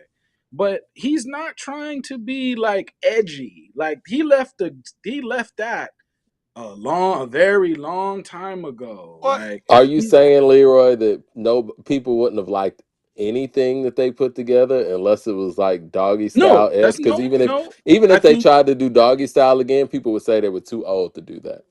what I think about Snoop Dogg is people are listening to it in their headphones and being like, "This is whack." They didn't put it on during a barbecue where the music makes sense. Then it sounds totally different. That's what Snoop caters to, the party. If you're not having a party while listening to Snoop, you're not listening right. You're just not listening. It's like You know what? Redman. If you're listening to Redman and you don't got a joint in your hand, something is wrong. If if you're Look, listening to oh, Wiz oh, Khalifa oh, oh. and you ain't got a joint, You're making something's off. you're making some good points, Leroy. Yeah, it's Leroy, you're party making music. some good points. The way people Snoop is a listen to their party music starter. now is digitally, like, right? We listen Yeah, to our music either on our laptops, some people in the car, whatever, but some people listen to their music on the phones. Maybe there needs to be a case study on that. But like you yeah. said, the way that we used to listen to Snoop Dogg's music was at functions. I remember when we fun. used to go buy albums or whatever, we would all listen to the joint, you know what I'm saying, together. You know what I mean? I know you were just talking about this, Savon, on Monday's show that Hmm. y'all went and bought Watch the Throne and y'all just sat there and vibed to it. People don't really vibe anymore because of the way you're listening to music now is so singular. I agree. That's Exactly. why we got to do a station head for some of these releases because it's The cool when you Dog get a Pound group of album. people. If you listen to the Dog Pound's last album and you listen to it by yourself, I don't know what you're doing. You're supposed to listen to that in a group. It sounds like Yeah. it's gonna start a party. That's what Dog Pound do. They start parties. So you can't be by yourself and feel it. I You know? I agree with what you just said, Mike. As far as the way people listen to the music, I try not to judge an album by listening to it over my cell phone. I gotta hear Yeah. music in the car or over my house speakers, or I gotta hear music like that, because it just it don't hit the same when it's not loud, or when it's not like when you can't really feel the bass or hear the bass properly, or when you can't hear all the sonics to it. Right. I can't get a fair judgment off of albums just from listening to them off of a quick spin on my cell phone. Especially, I don't really have speakers and all that in my ear or nothing like that. So if I'm going to be skimming through something just to hear it, yeah, it's going to come through my cell phone regular speaker, and I'm not going to be able to really totally judge it properly just from that listen. So I have to listen to it in the car or on my house speakers. That's what a cell phone listen is a skim through, pretty much. Yeah, yeah. Yeah, Yeah. I agree with It that, was man. glossy though. Missionary is glossy. I think the second half of the album is way better. So if you got tired of the first half and you never made it to the second half, is too bad, because that second half is crazy. But it was glossy though. Like I it think sounded like, Missionary is brilliant, but yeah, No, I it's still definitely. good. I think that think Missionary is I think brilliant, it's a but decent album. it can Right. be brilliant if it didn't connect with the people, though. And I just got to be real about that. Hopefully, people will catch on to it one day, maybe not. But I know I felt the same way about To Pimp a Butterfly. People were not connecting with that one immediately. It was They more still people not they connecting with still that not than connecting with that. Missionary. They still I not don't know connecting with what that music album. Nah, connects with To Pimp people. a Butterfly I is a don't classic. I I every like to time I see people that with too. music, No, they got it's not. It's headphones not no on. classic. So I don't know. It's not I no don't know what classic, y'all. I don't know To what Pimp a connects. Butterfly is not a classic. Mike, we've Come been on, through this. We've been through we this have already. been through this. We went It's through a it. We did the classic. station head. I think we We did the went. station head joint and we played it and Yeah, people was like, we nah. went through it. We went through it. But I We've could been say through this. I could say there is no classic, because how would we even know? There is no metric for classic in hip hop no more. We have no council to decide what's classic. We have no way of knowing what people listen to because everyone has headphones on. So we don't even know what connects Mm. or what classic. We don't. We're guessing. What is a We. modern day classic? But I would say, in There's my no opinion, radio. There's That's no an television. that's an oxymoron as hell. Like, what is modern day classic? Like, a classic I, is not current time. It has to be something that aged over a certain amount of time. So okay, it's I caught like, that. and that's a good point, Well, Siobhan. there And is that's the such thing as an instant classic. it's not. but not anymore though. We use that phrase a lot, but I hate that that was something that was thrown in the culture as an instant classic, because classics are about what ages over time, man. Like, Sometimes can we you go back can to it tell and that. When still I heard enjoy it? Blueprint One, when I heard College Dropout, when I heard like Yeah. certain Get albums, Rich I or can Die tell Trying. When I heard it Akumina, is yeah, I mean, We yeah. knew it was dope for the time, but like how you guys say how certain things are dated or aged well, blah blah blah. That's when that I got you. classic conversation go into it. We have to give some years and see what that music sounds like then, because like how y'all say like Ludacris and stuff like that was a time period or whatever. And if you look back at it with today's eyes, do y'all still hold it to those regards? Like, I really feel like the phrase instant classic kind of actually skewed the way that we view music today, because everybody considers everything a classic now. You know, like Yeah, Yeah, last yeah. that's a lot of It is a guess. It is a guess. that's a It's a lot of guess. Yeah, glazing and gassing that goes around with that. I mean, it always depends on if that's your favorite artist, how quick somebody really that quick to too. call something a classic. You know what I'm saying? And I've been saying this, and I've been putting this in the chat because this conversation that kind of came up over the last couple of weeks kind of often. I don't think that the younger generation gives anything a time, like they don't give anything enough time to become classic. how could You know they? what I'm saying? They Yeah, they They don't. don't just have don't. the. They don't I have don't that think, time. and that's more because everything is so trendy right now that they don't give things enough time to become classic. It don't get enough play. It don't people I not think listening I to these think albums long enough for it to become a classic, and for the I songs don't to have that type of connection like a lot of the I don't songs think that there is no we music talk that's about gonna do. last no more. I don't think there is no music that not in the this age, because we're moving on 24 hours later. We don't care who you are. I That's mean, just I most of the disagree with that culture though, Leroy, is because look, moving. We don't we've care been who you are in most GNX cultures. GNX is still putting up numbers and still getting He's the spins, and people. biggest rapper outside. I can't even Yeah, call but that classic yet, the though. biggest rap. I can't even call that a classic yet. No, It I hasn't. wouldn't call it a But classic. It's I wouldn't trash call it too. classic yet either. before an album drops, there is a certain feeling in the air. And I would say when it comes to like an album like Blueprint One, I know I'm going with the J thing, but before the album came out, people were like, man, I wish they would get back to soul samples. Then when we heard the album, it kind of it made us happy. Like so I think sometimes there's a feeling in the air and someone can deliver. T.I. did that too with King. Like so people was like, can he really back up this King talk? Then he dropped King, and it kind of backed it up. Rick Ross, his music has a thing, so it just depends. But I do in the same thing. It's 2025, great. if a classic dropped right now, we would not even we would move on a week later. We No, you wouldn't wouldn't. care. We would not care. What's the It, what's the How would we? last Why classic would to we drop? care What's the last if it? classic to drop? to it me, let me one know. of the Let last me know. classics that dropped for me, I would have to say Nipsey Victory Lap. Okay, We that's moved on from that. 2018. We moved on from that in I about still 2 listen to weeks when it Victory dropped. Lap. I No, don't feel like we moved on from that in 2 weeks. Daytona, it came out same year. I don't feel like people moved on from that super quick. No, we were Same thing mourning with his death. Astro World. Astro World, yeah, Astro World. I think the last I think classic that I would say, last classic I would say, I But mean, wants where to are we say Kings looking is for the metric? these three. But where I really want to go though is the guy who's dropping tomorrow, man. Pray for Paris is a classic. Yeah, Pray for yeah, yeah. Paris is excellent, and it set the stage for a lot that went on. He's breaking up. No, Hey, let no me I would West say Side let is me I would let, super let me say let me get after. this super chat from Mad Max real quick. To Bippo Butterfly is 10 years old, and you don't hear no song from the LP besides "All Right," which only gets bumps after a brother gets killed by 12. right. Okay, right. But Mad Max, we're looking to all I agree. love Mad Max. That Right. makes me. We're looking to all that's the agree truth on though. something. But what happens in an age where people don't agree? Then how do we figure out what's a classic when people no longer agree? We're from an era where everybody agrees.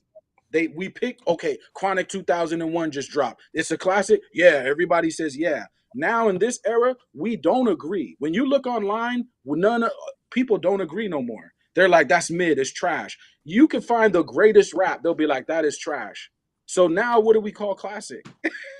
I'm You know I'm what gonna I'm give y'all saying? I'm gonna give y'all what I think is the last classic that was made. Like as far as an album that was I would say that I think that was a classic, and I thought it was almost instant classic when I heard it. I know y'all gonna disagree just based on the artist, but I'm gonna say 21 Savage, Savage Mode 2 with a lot, the one he had with Morgan Freeman, I with actually Morgan like that one. Freeman. I like I that one, think but I don't I think think it's it a classic. was a classic. I really did like that one, but it's not a I think classic. that was the last That's classic that came surprising. out to me. Hip hop now has I like that album. 25 different demographics. There were like 25 different demographics in rap. So all of us agreeing on one thing, I think is gone. I There's mean, like from 25 demographics. from for Seriously, me, for me, the last classic for me is My Beautiful Dark Twisted Fantasy. That's the last classic for Oh, me. so bro, if that's we're, like all right, A so if ancient we're going long back history. time that ago. fast, if we're going back that far, then It's the last around those classic. times, I would say Good Kid, Mad City. Yeah, That's I was gonna ancient say Yeah. Good history. Kid, Mad City. I was gonna put that up there, but Yeah, Good Kid, I Mad don't. City. I look at I look at good. I still don't think that Good Kid, Mad City is better than Savage Mode 2. To be honest with you, just from an What? enjoyer. Yeah, y'all like to But think I just mean, but because we're y'all. looking to Hey, agree No, y'all bro. though. saying that just because y'all like to No, just bro. feel like Kendrick is saying something The so age of important and agreeing is special. gone. No, no, The Intellectual, age of agreeing is but gone. no, We're no, not but gonna bro. agree. I'm but I'm with sonically Leroy on 21. this. Hey, Yeah. the sonically. How do we know it's a No, bro. classic if we don't agree? Like literally, And we're if we not listening to music together. And, yeah, if you're like not listening to music together where all of us are let's just say all of us are bro, sitting in a room and Doggy Style or whatever drops and we're all hearing it for the first time, we're all like, yo, this shit's crazy, this is classic. We don't have that anymore. when I listen to Nas and Primo, I'm gonna be sitting there acting like it's the greatest thing I've ever freaking heard. And then I'm gonna be maybe around some young folks, and they're gonna be looking at me like I'm retarded. You know what I'm saying? No, I Because mean, it's with like the music is the music. Like the art, art has they value. don't It doesn't get its value because one person thinks it's this or that. People look at it, they curate it, I, they look at it, and they place a value on it. So just because it could be classic, it even don't. people of my era are gonna be like, you know what I mean? I mean, we no longer agree on nothing. Like We don't we have to. all have different opinions now. What do y'all think Like about Alfredo as a classic? it didn't hit me I'm like not the that. biggest Alfredo fan like that. I was gonna say the other one that I would put up there would be Tana Talk 4 though. I think Tana Talk 4 is a classic. Tana Talk 3 is crazy, but 4 is I, 3. I think I'm is with out. three. Yeah. You know what I 3 think What is is a about? I'm sorry, what were you saying, Mike? I was gonna say, what about Black Thought's album with Danger Mouse? Yeah, that's dope. it. Yeah. It didn't hit me like that, and I That was love dope. them Really? both. That was dope. It didn't hit me like that. And there's some songs on there that are very good, and there are other songs that is just like him barring up. That's a dope But as I album. far think as like Aquamarine's one of the strongest songs of that year. Aquamarine, yeah, Probably the for sure. strongest. But Black Thought is simply barring up as far as like a good solid hook, as far as like a good solid theme and subject matter and concept. He ain't doing a concept. He ain't doing a hook. He's just barring up. You know what I mean? But the beats was fire. But it's like again though, I think now this is the age of you don't even try to make a classic because what are you trying to make a classic for? Nobody's gonna agree with you. You just find your people who like you and you rap for them and call it a day. You know what I'm saying? Mad Master Super Chat says I look for signature songs for my classics, like old heads who hated ASAP Rocky. They'll say Peso is classic, or Pop Smoke songs like Scenario, like 60-year-olds who play that and need 7 of them on an album. Okay, I get it, but and I love ASAP Rock, but he'll never be Nas to me. Now you see how this two different. It's a two different You don't mentalities. have to be Nas to make a No, classic, though. you don't. It'll be two. I know, but I'm just showing you how far that range is from ASAP Rocky to not. And trust me, I love ASAP Rocky. So I I think was ring ASAP. I was ringing the Let's just ASAP Rocky say this. bell early, very early. You Of know, course, hypothetically, let's just say we put ASAP Rocky in the '90s. I think ASAP Rocky has the skill set and the originality to make a five mic album. I do. I I've think always ASAP been of the Rocky. mindset that I don't feel like somebody like a Jadakiss has the skill set. I'm not Jadakiss, excuse me. I don't think Fabulous has the skill set to make a five mic album. I think Fabulous is a dope MC, dope punchlines, but everything you look for in what was considered a five mic album, I don't think that Fab brings that to the table. I don't know I From about a that, get it. subject Mike. As matter an ability standpoint, to do it, or you I don't think he agree. has so far?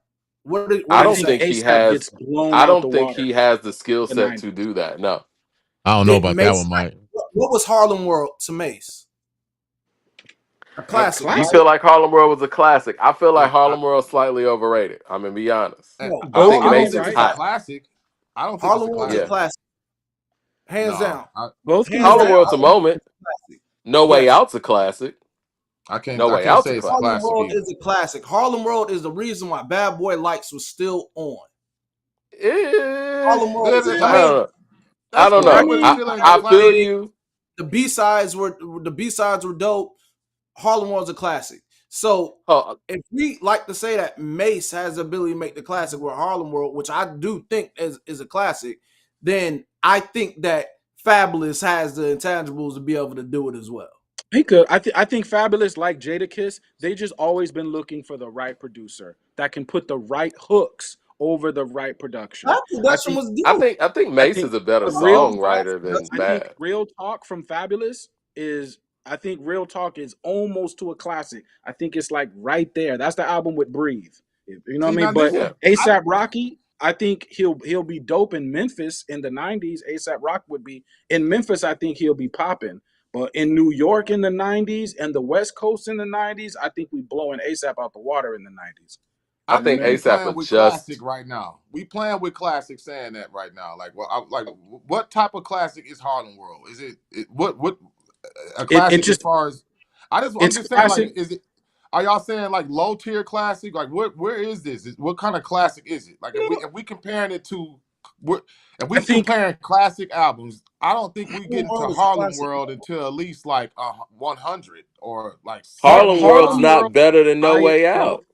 Harlem No, World by itself is one thing, right? But when we're looking for someone to carry the energy of Biggie Smalls after Biggie was dead, now I'm not saying he's the same as Biggie. I'm saying in our minds, we're thinking that Bad Boy is gonna fold because we're looking around like, yo, Big is not here. When Mace stepped in and was able to carry it, I think that's what made it classic because Time out, we time out. Are we we did rewriting history a little we bit? didn't think Harlem World that, was 97, right? but Was No Harlem Way World Out. Who do you 97? think? yeah. Who do you think is Harlem World writing was No Way Out? 97. No Way Out was 97. No Way But Out whose carried style is No Bad Way Boy Out? too. Like, let's not. Yo, But I'll yo, give the Mace the sun don't credit that he shine wrote forever. on No Way Out a lot. As long as it's here, then we might as well shine together. Better now than never. Yeah. Business before Yeah, pleasure. but that's It's not on Mace, his right? album. It's You know what all No It's Way not on the album. that's Out? Mace.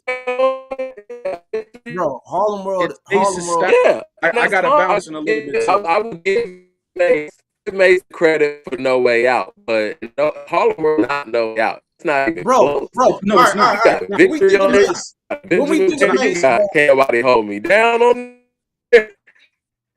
But he huh? carried Biggie Smalls' shadow. That's the amazing part. Like, who can carry Biggie Smalls' shadow? And Mace was able, Mace and Puff, Puffy. they were able to hold up that shadow and keep it going. That's very difficult. That's Yeah, very difficult. they did it together. That's very difficult. I Now mean, because Mace No, was I'm the Big just was saying writer, if big. if we call it I think Harlem we World, quickly forget. Yeah, We quickly forget how big of a superstar as an artist that Puff Daddy was in 1997. You for know, sure. granted, he didn't write his rhymes or whatever, but For sure. he had the hits. That album carried Bad Boy into the next era. Now, Mace did So his did part for Harlem World. sure. So did Harlem World, Hmm? man. So did Harlem Harlem World, World bro. did its thing. You know, it had No, Feel no, no, So no, no. Good. It You're had minimizing the impact of Harlem World. You're minimizing Yeah, the it impact of makes Harlem sense. World because Hey, Diddy was hotter because of Mace being there too. It's of not like course. Okay. if we right. take Mace out of that equation, we wouldn't have got that Bad Boy reign after Biggie. We wouldn't have like. I want to end And on then this on top point of because that, I it's gotta bounce. 2025. It's 2025, right? Mace is not a one-hit wonder. So what do we remember Mace from? What was his stamp in music? Harlem World, Bad right? boys. Oh yeah, Yeah, I so we think Bad know boy he's had also from we bars. Harlem World. remember him from being on No Way Out. Hey, What you Leroy's know got he's to on bounce. Harlem Hey, World. Leroy, laying your plane. You got to bounce. What's your Yeah, Mace final yeah. is a thought? I one gotta hit bounce with wonder just though. one point, right? If you look at the Bad Boy era, right, some may say it's bad business because y'all gonna talk about business in a second, right? Because Mace was there, but overall though, there were some good points in what Mace and Puff was able to do. So y'all about to talk about business later. I would just say No, we'll save yes, that. in We'll save business. that for Saturday. We'll save that for the weekend rhyme. The Wallow No, talk. okay, okay, We'll but save it. it's good and bad, right? What I'm just ending on the point that it's good and bad. Like you had parts of Bad Boy that was very good, and people blame Bad Boy for a lot of the shiny suit nonsense, but it was a give and take. That's all. But I think Mace was able to hold that energy for a little bit longer because that energy is heavy. Like you're holding up an album that just sold 7 million records, then you come through and sell five. That is quite a feat. You know what I mean? And the Bad Boy. It's the song wasn't called Bad Boy, but it was called "Make Feel You so Feel good. Good."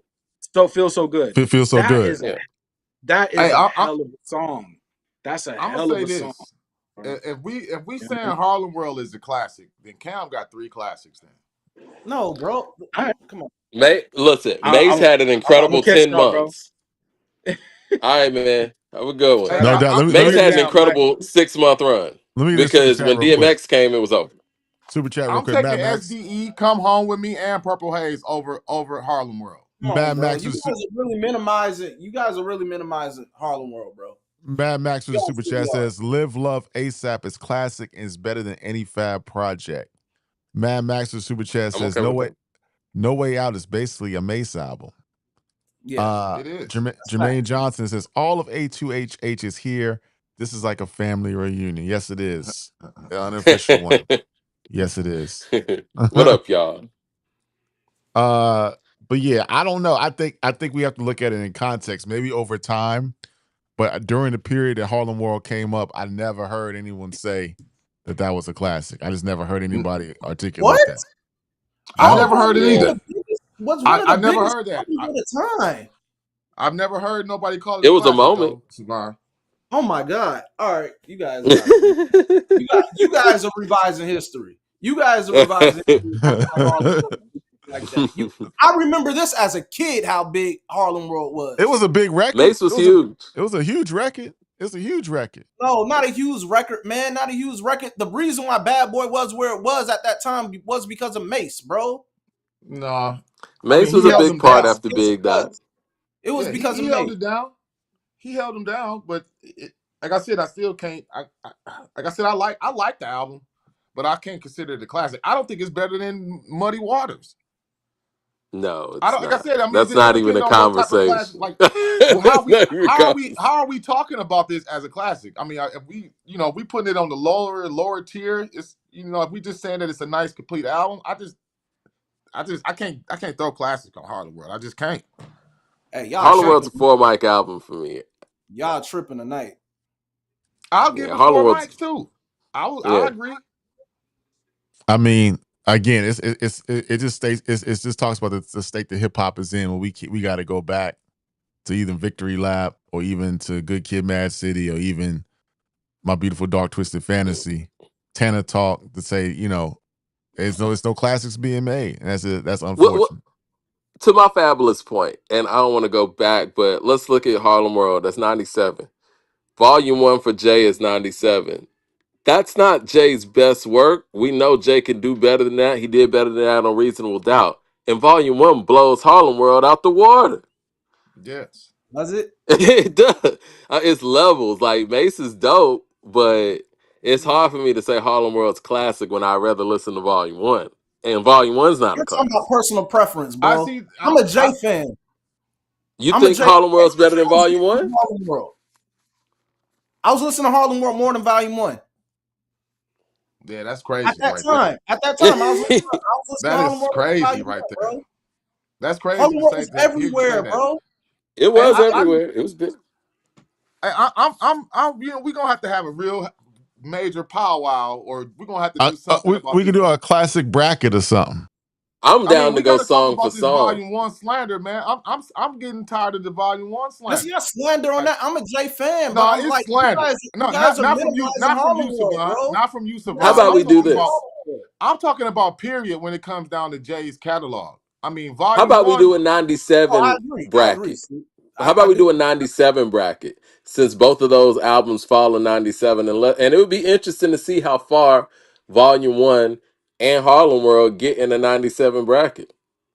Now, I think the one that would probably win is Life After Death. I think that's probably the best album in 97. But 97 is a strange year. Like, it's a transitional year. It's not 96 and it's not 98. I'm gonna keep it a willing to stack. challenge. I'm willing to challenge any Jay-Z CD or catalog or whatever versus Volume 1. I'm willing to go. Really? I'm saying that it's his best album. Period. I think Oh think my Volume God. 1 Nah, is his that's not. best album. And if you go song for song, if we put that in the verses, it's clearing every last Jay-Z, everything out his catalog. I think collectively from top to bottom. Okay, yeah, he got Sunshine on there. He got I Like What Girls Like or whatever. Sunshine not a bad record. No, it's not. Like people hate on people be hating a lot on that. But when you really go back and you really listen to that and you go song for song, it's definitely Jay-Z's best album. It's got his most classic tracks. It got the best B-sides on there. It might not be Jay at his height, and it might not have the hit power that maybe Blueprint 1 had, or Watch the Throne, or whatever. But Volume 1 is Black definitely album. Jay's best album. I like what Girls Even Like. the Black album can't touch Volume 1, man. What Girls Like. I That's didn't think What Girls crazy. Like was a bad song. I thought What Girls Like was Those all right. man, That song was Volume 1 has incredible highs and incredible lows. That's its issue. I feel like where I would put Jay's catalog, I got Reasonable Doubt number 1, got the Blueprint number 2, Black Album 3. I'm probably gonna go, if I'm being objective here, I'm gonna go Volume 2, after that. Volume 2 over Volume 1? Yeah. Oh yeah. I See, we think got Volume 1 has higher moments, but Let's from end to I like end, Volume 2 over Volume Volume 2 as 2 well. let's Volume 2 just got more power from end to end and more consistency. I would love to challenge Volume 1 with Volume 2. I I would would love. put Volume Hey, 1 I over. want You got Volume 1 over American Gangster? over everything. Volume 1 is over Over. everything, song for song. If we going versus song let's for just song, I let's would just deny Volume let's 1 just is killing let's that. just let's just run it. A million and one questions. That's a dope record. Imaginary Play is a dope record. Mm-hmm. The Top city is 5 J record for me. the city is mine is I like it. It's not a bad I record. never liked that song. I don't know I what. never liked Yeah, that song get a lot of hate. The City Is Mine get a lot of hate I know too. what girls like. It's okay. I mean, it's not. Oh, I Never came liked that back at the record. That right record's time. Volume trash.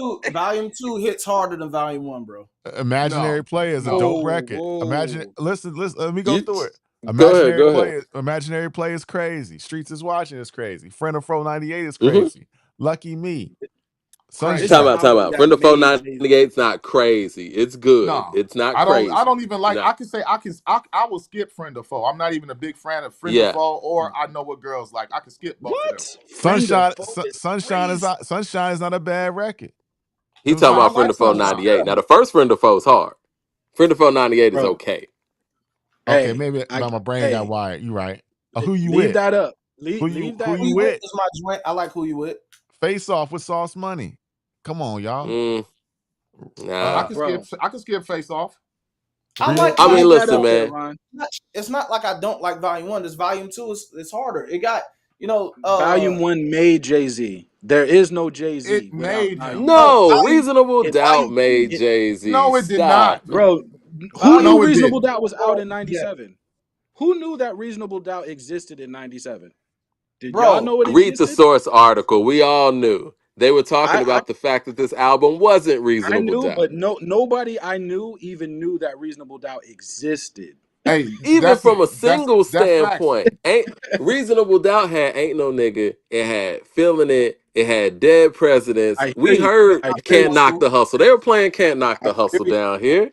Let's not act like But Reasonable Doubt didn't have radio I can't. They records. were playing "I Can't Knock the Hustle." Where you at? They didn't play that down Yeah, here. they were So phaking Can't Knock the Hustle in Atlanta. Hey, but look how okay, whack Yes, this they no, album I is, the believe though. music you. video. Hey, I This remember album seeing is that music whack. video. But This no, but album is listen whack though, right here. You said this better than Volume 1. This album is whack. No, Volume whack 2 is is better a than bit Volume rough. 1, bro. It's- It had the bigger This got records so too. many skips on it. It's ridiculous. What are Where the Hold on, let skips? me skips at? pull up if this I What are track should if skips? I list. should die, I skip that one. I If don't I put should die some. was Bro, Okay. hard. Listen, I'm hold on. skipping Hard Knock Life. I'm I skipping miss Hard Knock Life. I'm skipping If I I Should miss Die. I'm skipping Ride or Die. again. Bro, I'm those are skip all hard You're records. looking Oh at my what you god. like. You're looking bro. at what you like. Yeah, You those I'm are can't even say that skipping about those Hard Knock are Life. records. that, that Hard song don't get Hard no Knock play at all for me. I'm skipping that instantly. Nigga Hard what, Knock. nigga who? Man, That's a I skip. can't even listen to your opinion no more. You somebody skipping nigga, What? what nigga who? Come on, Nigga, Stop bro. it, man. that Come is We a on, gotta bro. skip. stop I can't this. listen I'm to you no done. more, Nigga, dog. nigga what, nigga who is a skip, bro. That's a skip. No, it's You I can, listen not. to but it No, don't it's This is matter. not. strike you out for the I'm gonna night, listen to Volume bro. Money Cash Hoes a Volume week 2 Time is ago. out. not about Time This what out. strike you. you out tonight, man. Volume 2 is not about what you skip. Volume 2 is Time about out. selling. Volume 2 is about if you want to sell out an arena. That's when you drop Volume Bro, 2. It we ain't about respect Nigga what if you nigga like it. who is the It's about nigga what selling nigga out who might be the arenas. best song on this album, man. Got a condo with nothing but condoms in it, same place with the rounds of in it, so all I do is That rap ain't the sex. best Never song. matter yo, man, rapid fire like I'm blasting the tech, never jam, no, never get high, never I run haven't out of heard that ammo, song. I niggas haven't taking listened no to that J cause song they in hate you. 15 years, bro. Volume Hey, I hey, two, Go never the looked hook at you know Volume what, 2 alone, Ron? either. You know that what? hook Rap, Time make you out. skip that. I never looked at Volume The 2 hook Time either. will out. make you Time out, skip that Ron. song. You go listen to that song, and because I've been the person on this platform that questions how Timbaland's hip hop beats have not aged well. Jigga wasn't Jigga who is fire. Go listen to But that song tonight. Volume 2 is not Turn it about all the aging way up. well. That shit is Bro, hard. if you if you don't want want to to let sell man, you millions 3 of for records, 3. if you want to sell millions of records, rap people not gonna like your music, not hip hop heads. Leroy had to come back for this conversation. Hey, Yeah, hey, nah, Matt, hip hop. If Matt, you want to hey, sell millions of records, hip hop heads ain't gonna like your we gonna music. cook up real quick. Let me get to the super chat real quick. Matt Max with the super chat says, I give big songs on Life After Death, made Harlem World, and now No Ways Out. And guys like Mike says, I only had 10 months when I was basically king of New York, and mad rappers ran with my flow. After Mace influence is legendary. Okay. Dog, How So long Harlem was World was all right? When did quadruple Harlem World platinum. come Let, out, and when did That's crazy. no time out? When did Harlem World come Harlem out, and when did It's Dark and Hell Is Hot come out? Because when X came, that was over, that was 98. right? Dog, Harlem World went Yeah, it was 98, but it was like April of 98. Harlem World was like the quadruple fall of platinum, 97. bro, and you guys minimize it. That sounds crazy. A quadruple platinum record is M- minimized as mid. That's crazy. Mace was incredibly hot for 8 months. Chris Hogan with the super chat says Uptown Saturday Night was my favorite in 97. I love that album too. right, but people like one person said Leroy always takes it to tails. You can listen to Volume 2 and hear that he's trying to get record sales. You could literally hear it. I want So to But see he the of had playlist course, street again. records on that too. you could He had street records on volume literally 2. hear that Yeah. he wants the album to sell. You mean to tell me you heard "Can I A Get week a" ago and was on there too. you thought it was like a bar fest? I love A Week A Ago. week ago was an incredible Jay-Z record Hey, that is not I'm a gonna tell single. y'all the one. I'm gonna tell y'all the ones I'm skipping on this. Like I said, I'm skipping Hard Knock Life. I'm skipping If I Should Die. I'm skipping The Ride or I Die. should die was hard. I'm skipping Nigga What Nigga Not Who. not in I'm the club. skipping So You're Coming not. of time out. Age the sequel. You're skipping Hard Not Life and Nigga What Nigga Who, but you like not like what girls like or whatever that song is. I know what I, girls No, like. I said What are I'm we skipping talking that. about? I said Okay, Sunshine was cool. I like no, I hey, don't Sunshine he's like ain't that. better skipping But than Ride those or Die. songs. He's skipping bro, Ride but or if Die. y'all Jay look at has these some of the lists, y'all coldest telling me songs this for can Mace touch on there. volume one? This can't touch volume one. Hell yeah, This it cannot can. touch volume one. Hell Volume yeah, it one can. is He has different the bigger animal. records too. Of course, it has the bigger records, but that was the point. Volume one ain't for the This bigger album has records. It's All The Right. volume Money Ain't a million and one Thing. persons, million. Dude, Can I Volume Get Her one is a made skip. Jay Z. It made Jay Z. Volume two just made him Can famous. I Get It But is a skip? That Can I sounds Come Get Her crazy. is on. a skip. Them songs is corny as hell now. Like, do you think you can Bro, that no. hook alone for Jigga What Jigga Who, that is horrible. That is horrible. Nah, volume I bro. can't even You're Can listen I to tripping. that Get shit her no in more. You're '98 is tripping, bro. crazy. Can I Get Can Her I in Get It in '98 98 is is going huge. up. It's turning any party up to levels that are ridiculous. And when Hey, that we're gonna have to record I, hit, I put we remember really listening really to got the to do this, radio man. feeling I like got volume one versus everything. We're gonna have to I do got this on volume Station two, Head and or I'll somewhere. put it against. And I'll put it against you. We could do that. I know volume two it for a yeah, sounds but like a fact. there, It's versus. not a but song. how? It's not a How? song on there that's better than Where I'm From. How? Not one If you song not, on there is better than Where I'm From, Imaginary Players, You Must Love Me. It's not one song on there better than them. he's Well, talking to I can two give you different that. people. In volume one, he's talking to the streets. Volume two, he's talking to the suburbs. These are two different groups. These Yo, are two. Streets is Street watching is records on volume crazy. two. He talking to the streets in volume one. He ain't Yeah, talking to street the records on suburbs. volume two. Volume two, he Man, talking hey, to the suburbs, bro. I think I the mean, most he's street trying to record sell. on volume two is He a got like week 4 ago, in classic my records opinion. on a volume week two. ago. Hey, Yeah, we'll all say volume 2 is better than volume 3, right? We'll say that, right? We agree of to that course. Yeah. Okay, yeah, Volume of three is course. one of Jay-Z's weakest albums, period. because of Timberland. I Hey, but Yeah, mean, it it is. still got So volume Ghetto, and two I is think literally so a movie. So It Ghetto is literally better than dropped every in the song movie on theater. volume two. Come and Get Me is So Ghetto That's is trash. better than crazy. every song on volume two. I actually Come like Come and Get Me. No, it's not. uh Volume two, Snoopy track is whack. he took three record I like labels. Snoopy With track. volume two carried three record labels. It carried Rockefeller, Def Jam, Bad Boy, Rough Riders, and Cash Money. That's one album. Volume Did you two say carried three? You Cash sounds Money. like you named like five. My bad, my bad. But when you watch the movie, right? When you watch the movie, you see Rough Rider standing next to Jay. You see Bad Boy standing next to Jay. You see Cash Money. You see even Flip Mode Is Squad. Cashman? Like yeah, I yeah, will give you Cash this. It Money. did give us the Hard Knock Life tour. It This gave us the tour this album exactly. It ain't it, gave us the guys. tour. This album ain't it. I'm sorry, man. The things that you do is terrible. I mean, Oh, the I'll thing take. terrible. about Jay is Well, I rapping don't is want Hot to for say Rock it's is dope. history. awful. Dope Man is crazy. I Uh, don't want to say uh, this because it's like Watch Me, I don't like crazy. Dope original. Man. There's Been a Murder. Come I and like the Get beat Me. on That's a Nas NYMD. diss. Come and Get Me is a Nas diss that came before Takeover. People don't I catch like. that. Come and Get Me was a Nas diss song. Yeah. You okay? That came before Takeover. Okay. Still wasn't good. So that go back and listen to Come and Get Me. You Go back and know, listen to Come and you Get Me. right Come, all I'll day. actually take. I mean, it's a compilation, but I actually take Dynasty over Volume 3. For sure. yeah, because Dynasty They was gave the Dynasty Dynasty. 4.5 mics. It shouldn't have got all that, but it's definitely four. Dynasty was fire. The I Dynasty think was Black fire. Album is I did. It overrated wasn't too. enough J for me. I think the Even the Black B Album side. is overrated. I think people Who? been putting No, that it's not. I listened to the the Black Black Album. Album not too long ago. The Black Album's excellent. Album is classic too. I like it, If we're but it's talking about overrated. going song for song, and if I'm being objective here, I don't think there's any Jay-Z album that could really go song for song with the Black Album. I give Reasonable Doubt the edge always because Reasonable Doubt he's rapping in a way that he's never gonna again, right? Um, but in You couldn't even buy the Reasonable blueprint has Doubt, though. skips to it. But if you're You going couldn't song for buy Reasonable song, Doubt. the Black Album's tough.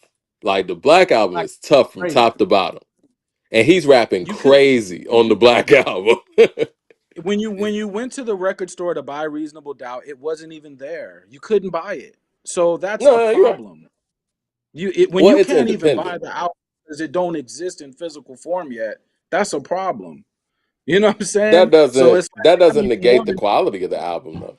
It's true, Hey, but we're you gonna have to couldn't put own this. it. We're gonna have to definitely put this on the schedule, man. Like I said, I got Volume One versus every last Jay Z, all of the catalog. I don't If care what No, which I'll one it take Yeah, when Volume is. you 2. watch Jay perform, he goes to volume one constantly. He goes back to volume one, back to volume one. He keeps doing songs off volume one. That's because volume one is carrying his Jay Z ness. But Okay. That Mike has a point. If you go song for song, Black Album might be his most cohesive like it project. is. Black It's Album tough, crazy. Okay, man. Like but it has no holes. And I don't I even like think that Eminem's production, but he even made Moment of Clarity work. Yeah. I would Moment say of that the Black Clarity is a Album great song. for me, There I you would put the go. Black Album probably fourth. Behind, for me, like I said, for me, it's Volume One, Reasonable Doubt. Then I would go American Gangster. Then the Black Album. That's how I would go for me. That's them. Those are my Man, J albums. you got the My blueprint in there? You got the blueprint? The shout out to Blueprint. The Blueprint is five. I would put Blueprint at five. shout out to I'm Mike not a big Okay. H. fan of the Mm. Blueprint either, though. Mike H with the super chat, just showing love. Shout Whoa. out to Mike H. What did he had The a super chat? blueprint Oh is no, he the blueprint is what I would call an instant classic. And like you said, I could see that term can be overdrawn and overblown, but I think sometimes, well, not sometimes, we're guessing when we talk about what's a classic in the moment. And as soon as I heard Heart of the City, and I remember, man, I was riding with Ron when I heard You Don't Know for the first time. We were like getting off Cobb Parkway. You was in the Grand Dam or whatnot Mm, back in the day. And it's crazy, crazy. I remember saying, like, yo, I think this is the best beat Jay-Z's ever rhymed over. And like sometimes you I hear mean, certain things and you're like, this is gonna be around. Now sometimes you hear certain things and say that and you're wrong. But we were all right about the blueprint, I think. Heart of the I City think I that mean, is yeah, special. because when I hear yeah, Heart of the City, I feel like damn, this really would have belonged on Volume One. He could have took off one of those same other vibe. tracks. Yeah, he could have took off I know what girls like and put that right in there, and it would have fit perfectly right in with that album. Have you heard But I Jay-Z think speak on Volume One? we too hard on Volume One just for two songs. Like people Have, knock Volume One for two songs. have you heard Jay-Z speak on Volume One? Because I remember when they did the Jay-Z Shrine Yeah, last year, and he was talking to Gail, and he was going through his catalog, and what he said about Volume One was, "This was me still trying to figure out how to make a hit, but still it kind of, was. giving that feel of Reasonable Doubt." He said, Volume One is unbalanced. And when he got to because volume 2, he said, "This is he's when I figured out how to make a song, a hit song." he's judging his music off being successful. He's not judging it off musicality. Volume 1 is number 7 in his order, but he's judging it off, did this Is album that make what me he said? Yeah, successful? Damn, yeah. As a hip Yeah, he hop, said it's number 7. as a he's hip on hop, par with me. as a hip hop His fan, Jay-Z's list of favorite albums is Reasonable Doubt at 1, Blueprint 2, 4443, American Gangster 4, and Black Album 5. That's Jay-Z's top 5 Jay-Z albums. He as must a have said that when he was promoting 444. as a hip hop fan that likes a lot of Jay Z albums, volume 2 is one of the ones that I at least revisit. I just say that I don't listen to volume 2 that But much. It's Volume 2 whack. is not But for you did us. back in the Like day. Back in the day, I did, Volume 2 but is for when you want to sell records. as an It's not OG, I don't street listen to stuff. volume 2 like that. You're not supposed to. If you wasn't at the tour, you're not supposed to be playing Volume 2. Man, Volume Volume 2 is 2 is only for people that ludicrous. went to the tour. Volume 2 is Volume 2 is obviously a ludicrous. tour. I'm I just mean, I saying, would like, say you're this too riding about around to Volume 2. I, Like, we've been having this discussion, and people like Mike. We didn't have this discussion before, and I didn't brought this up in the pod in the chat.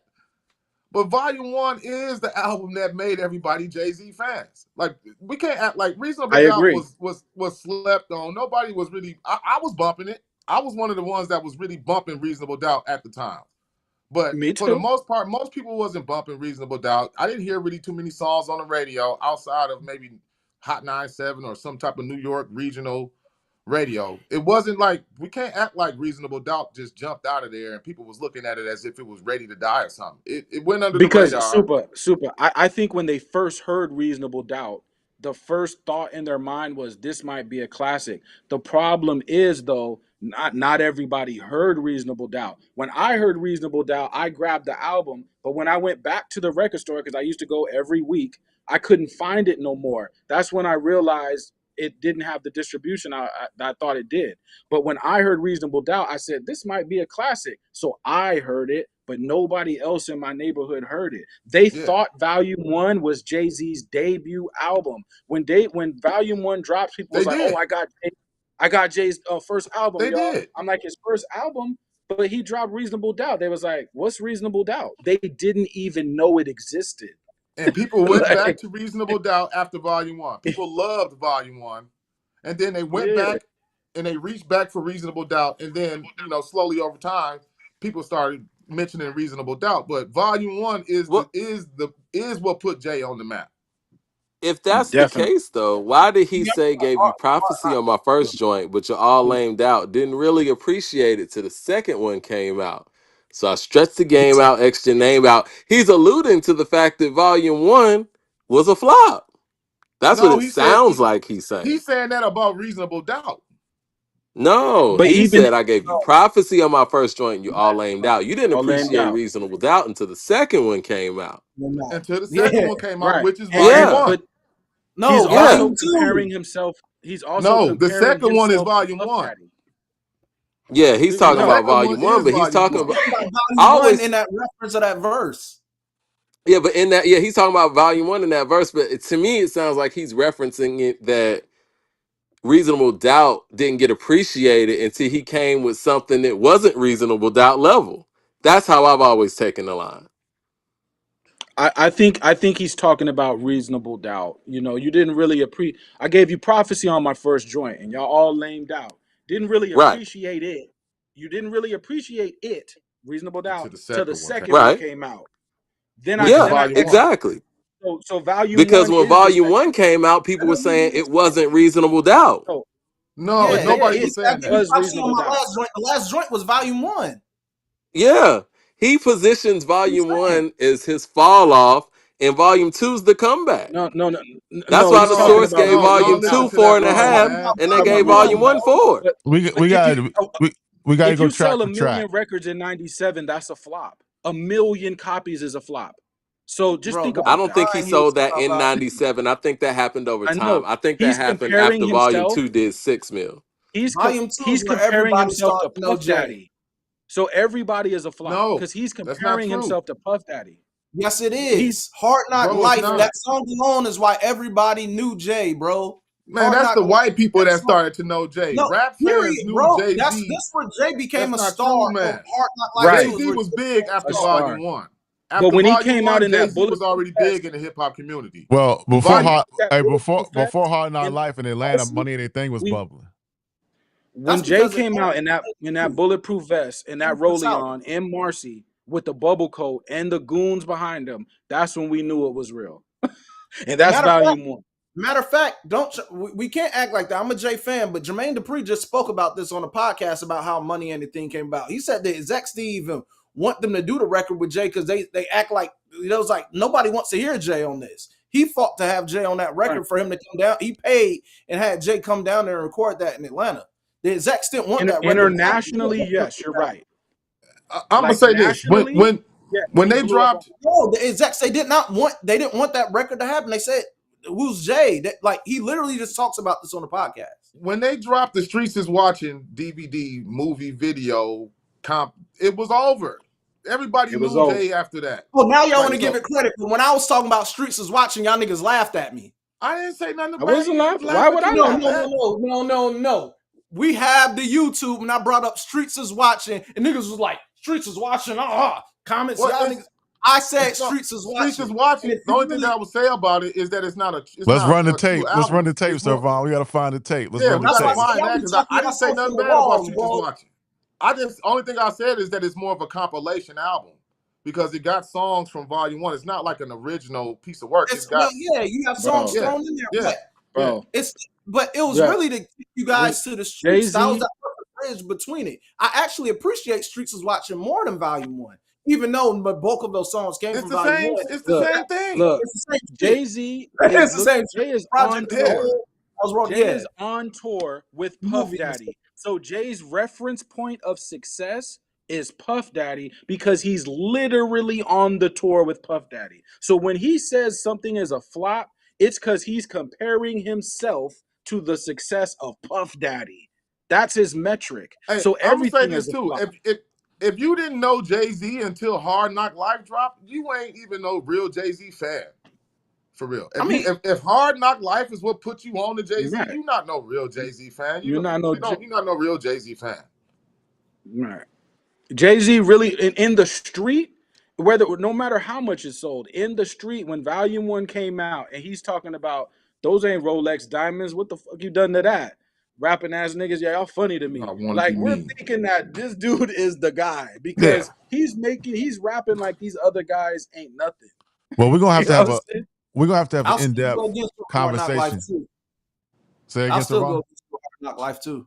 We're gonna have to run that. We're gonna have to run that song for song. We're gonna do that Jay-Z show. We'll do that. But let's get out of here. Let's end the night. Mike, what's your final thoughts for the night, brother? You still there? He might have cut out. He might. I don't know if he's still there. He's still there, I think. You Mike muted? check. Mike might be gone. He might gone. Super. Final thoughts of the night, brother. Hey, my final thoughts is I won't. Now I done lost my concentration because I done got hyped now on this shit. We're gonna have to do. I want to put this whole conversation to bed about this Volume One because Volume One get too much disrespect. And when we play these songs, song for song, I think it's gonna Bro. blow every last one of Jay's albums out the water. Even Reasonable Doubt. Even Reasonable Doubt. I love I'm Reasonable not Doubt even too. mad. I'm But not Volume mad at One, that. I can't wait till we do this. Y'all tune in for this. Everybody that's talking about Volume 2 and the blueprint, we're gonna go song for song. We're gonna put this whole conversation to rest because that Volume 1 has the best Jay-Z B-sides. It's got his most memorable classic hardcore hip-hop songs that people really love and what really made people even really pay attention to Jay-Z. We got to put this to bed. That's It it, put him man. in the big three. That's my It put final Jay in thoughts. the We got big to three. end this conversation as far as that, man. Volume 1 is Jay's best album, and we got to prove it. We got to prove it. No, I know because it put him in the big three. We're talking. He compared himself to Nas and Biggie, and people actually believed him. This is Right. Volume One.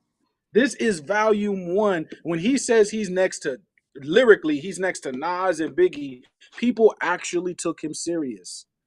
Like, so Right. that shows you right there. Volume one, A Million and One Questions, Rhyme No More, The City Is Mine, Imaginary Players, Streets Is Watching, Friend or Foe, Who You With, Rap Game, Crack Game, Where I'm From, You Must Love Me. That right there, that combination I Yeah. just ran, that is over. And just them songs right there is over. He killed I everything like right volume there. one. I like You know volume what I one. mean? But I'll There put was some misses, yeah, I but put the good volume two. ones, yeah. My final thoughts is just because I'm gonna make it quick.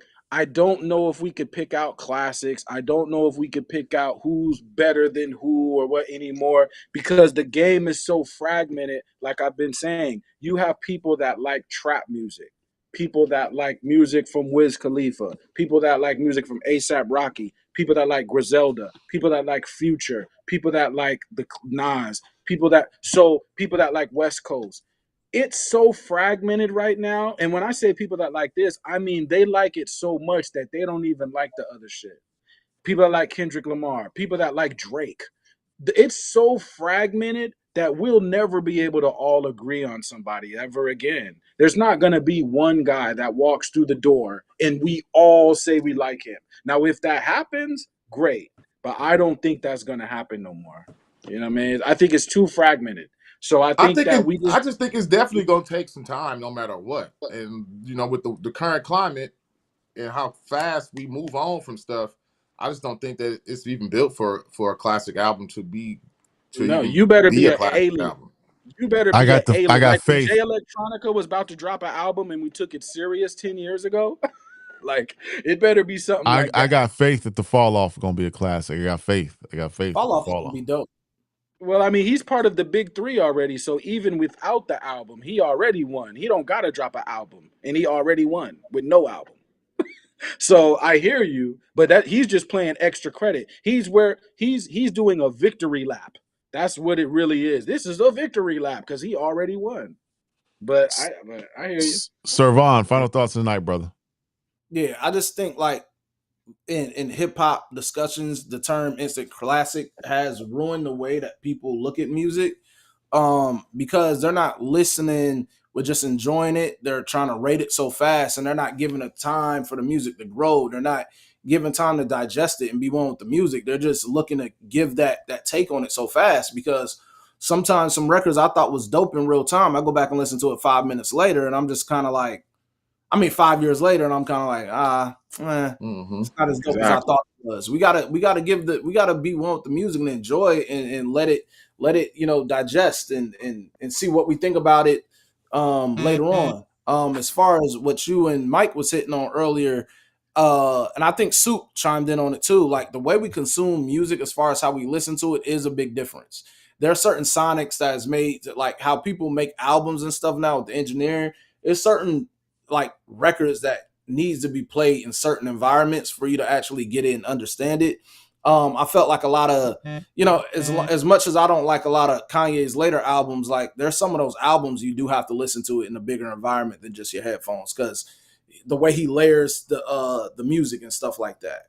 Um, I agree. but yeah, the way we listen to music, the way we consume music, and the way we rate the music, it has to change, man. We got to get back to really enjoying the music for what it is and being one with it, and just really listening, man.